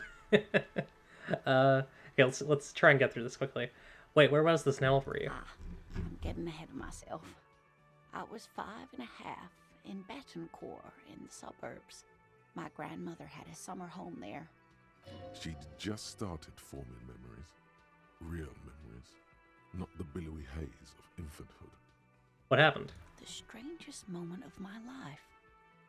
I looked up and one of the reeds moved. Not like a plant, but like a living thing. It stood up and looked at me. Its body unfolded like some antique toy. I've never seen anything like it. She had no fear. Just surprise.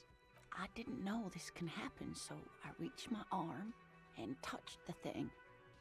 It felt just like a stalk of reed, but it moved, swaying, towering above me. After a while, she looks at you. A minute maybe, it left, went into the reeds. Did you follow it? I tried, but I was only a child. There was mud and high water. I couldn't see it anymore. I was just standing there, knee-deep in mud, looking around me. Where did you go? Don't go. Then what? I ran back home to my grandmother and asked her if reeds could walk, and told her they were looking at me. Of course, she just laughed at me, but I knew what I'd seen. She chuckles. For years, it was a story I told at parties when I wanted to impress boys. That sort of thing. She brushes her hair back. Most people just took it as a strange, amusing anecdote. So did I, honestly. But then I met Morel. We were on a date. Can you imagine? She tells me a story, and it's the most detailed report of the Insulindian phasmid I've ever heard. The sounds. She told me it hissed. So that's how they met. This is beyond significant for them. Right. It did, yes. Like reeds in a gust of wind. The way it moved, the colour, how some of its limbs were white, like marble. He breathed excitedly. It matched perfectly with what I know from other accounts. It was amazing. If it weren't for Lena, Just snake. I might have given up hope years ago. It's no exaggeration to say that she restored my faith in my profession. What time is it? Okay, I can probably get through a couple of these. You're on a date? Our first, yes. Its limbs are white. She'll sit her husband down early. Its limbs are white. Not all of them. There is some white coloration reported, along with beige, where the camouflage ends. How big was it? It's hard to say how big things are when you're quite small yourself. To me, it seemed to be taller than I was then, but that's probably not the case. I'm not going to say that. Kim, what do you think of this? I thought it was a wonderful story, man. He closes his notes and gives her a simple smile. That's sweet. I don't believe it. A child left unattended on a warm day. Children make up stories and then end up believing them. Thank you for sharing this with me. You're welcome, sweetie. I do appreciate the chance to relive it whenever I get one. It was just... She sighs. Such an impossibly sunshiny day. So warm. And she could get up and walk right into the reeds on her own. Into the mud. Anywhere. That's all for now, ma'am. Let's tell him about the thing and then try and go to bed. Ha ha! Nothing like the gratitude of a good woman. Now then, what can I do for you? You know, I'll just say I'll be a bit late, because I want to end this in a good spot.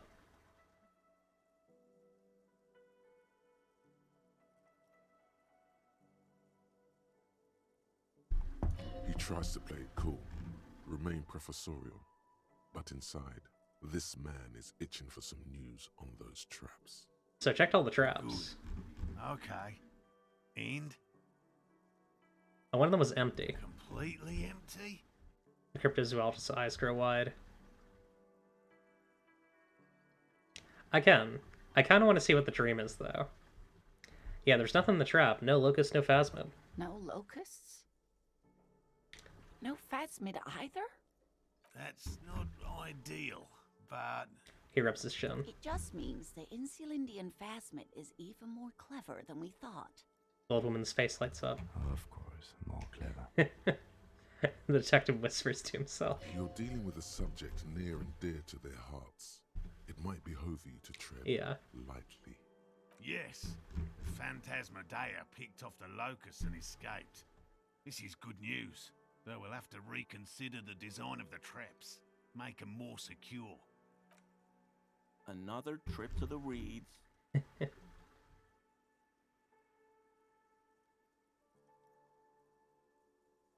Are you sure you've exhausted all alternative explanations? Of course we have. Cryptozoologist's face flushes with indignation. Wait, Morel. He may have a point. We have an obligation to rule out other hypotheses. Yeah. I want this thing to be real. The old woman raises a hand. You're right, dear. It's a fair point. But what other explanation could there be? His face relaxes. He turns to you. Pardon me. This is a big deal for us. You've helped us twice now, and brought some great news too. My gratitude, and the gratitude of the Société Cryptozoologique de Ravachol, is yours. Heartfelt gratitude. But does it feel like closure? What really happened? Yeah, I'm really Thank curious. You. It's an honor. We should probably return to our main investigation here. This has been refreshing, but... He says with a straight face, then turns to you. Helping cryptozoologists isn't really a priority for our organization, is it? The lieutenant looks out the window, impatiently.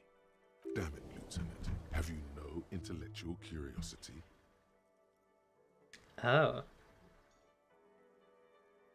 Developed an alternative theory about missing locus. Interfacing 93 or 92. Let's give it a shot. Consider the way the empty trap was disturbed, as though shaken. Oh, yeah. Most likely the hands of a young person. Hands small enough to fit inside the trap, too. You should ask the red-headed boy, Kuno. I think a little hooligan named Kuno may have stolen the locusts. A little hooligan? But what would a child want with bags? Oh, my dear Morel. You've been an old man for too long. Kids love to torment insects almost as much as they love to torment old folks. A shadow of worry passes over the woman's face. I'll talk to the little gremlin and see if anything comes up. Delinquents. My favorite. It doesn't sound like it's really his favorite. Oh, you've been such a dear to us. Please, let us know whatever you turn up. I have a feeling we're getting so close. Well, I see you've got all the help you need. I'll see you tonight at my place. Let's play suzerainty, but no more field trips for me. He hasn't been particularly forthcoming before. He may well still be hiding something. After he's left, it's too late. Really, Gary? We're getting somewhere here. I'd love to play suzerainty, but...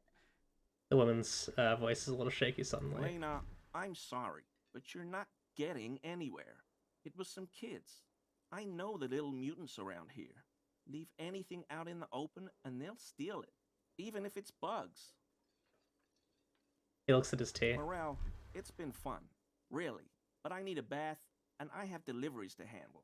When this tea is done, I gotta run. No need to apologize, Geary. You'd be more than... Hang on, I just want to check, because I gotta get moving here. I mean, officers. No, okay. Let's really quickly... Gotta level up. I want more Inland Empire, because I feel like that's really helpful in this case. This is the main case now.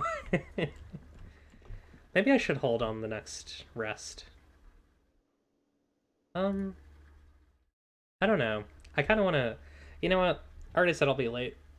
It's probably only going to be a couple minutes. I'll give it a shot. I want to see what the next little dream sequence is, because they tend to be pretty affecting.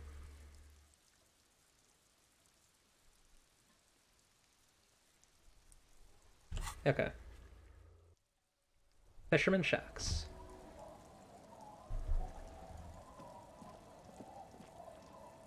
It's getting late, and it's snowing. Time to call it a day. Good night, Kim. Good night, officer. We'll meet in front of the shack in the morning. Enter the shack. It's the shack.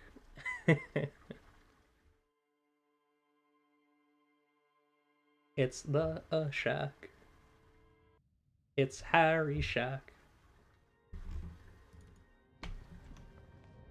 The bed Take is a little nap. comforting, if a bit rough. Go to sleep. Then we'll... Across the room, the heating system hums its soft lullaby. The mattress feels soft and sheets warm. It only takes you moments for the world to fall away. We'll do this little sequence and then we'll wrap up. Thoughts, baby. A million little lights in the dark. You're one fine instrument, brother. All those faces and all those names. All that laughter and screaming and scheming around. Every corner and every street. Recorded in you forever on Faraday. Spinning on empty. On and on it goes for untold hours. At the disco where you first asked her to dance. Rising, rising. Above the dark curvature, the great wingspan of sleep, studded with stars. Behold, there are millions of them down there. The first time, the last time, the smoke in her mouth, the plotted flowers, the faces turning, changing. What is it? It's the world, Harry boy, and you're made of it. Every day you're out there, you make more of yourself from it. I'm afraid you can't be unmade now. You can never forget this shit. The rain, the snow, I don't want to, it's beautiful. Beautiful. It's stuck on loop, whirling, spitting out words and images. You're the son of the world again. Harrister, a ceaseless agent, picking up litter and old newspapers, collecting your little bubblegum wrappers and idiotic picture postcards. Meaningless, meaningless keepsakes. Reading your awful letters and recalling things, aren't you? The endless names of the world. An address book you are. The map of a city. What if I want to be the agent of nothing? It's too late. You're not made of nothing anymore. You're something now, Harry. I tried to drown you in the black water, but you re-emerged, kicking and screaming, running. And for what? For the working class. Yeah. Solving your little crossword puzzles. Doing your tasks. Crossing names off lists. Trying to become some sort of world detector. It won't make it okay. It won't put smoke back in her mouth. I'm building communism for all. This time we won't fail. Pursue thought.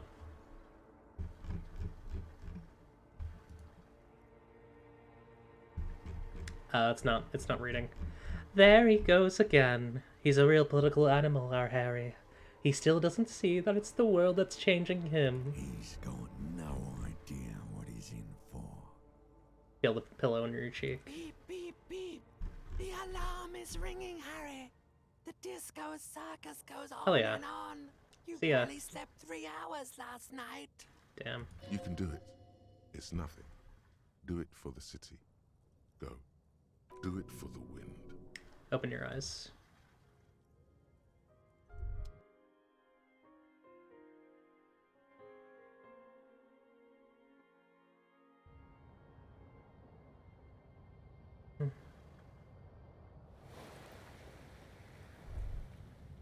Okay. Well. We're awake.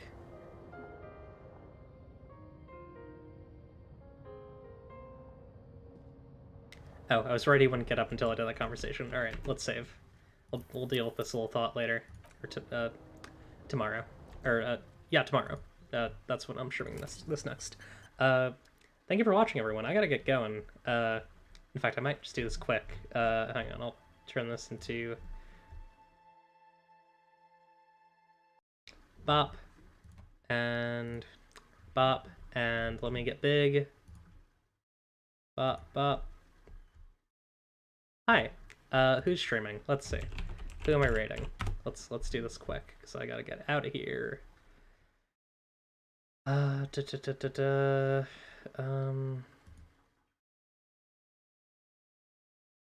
Let's see. Who here do I want to raid?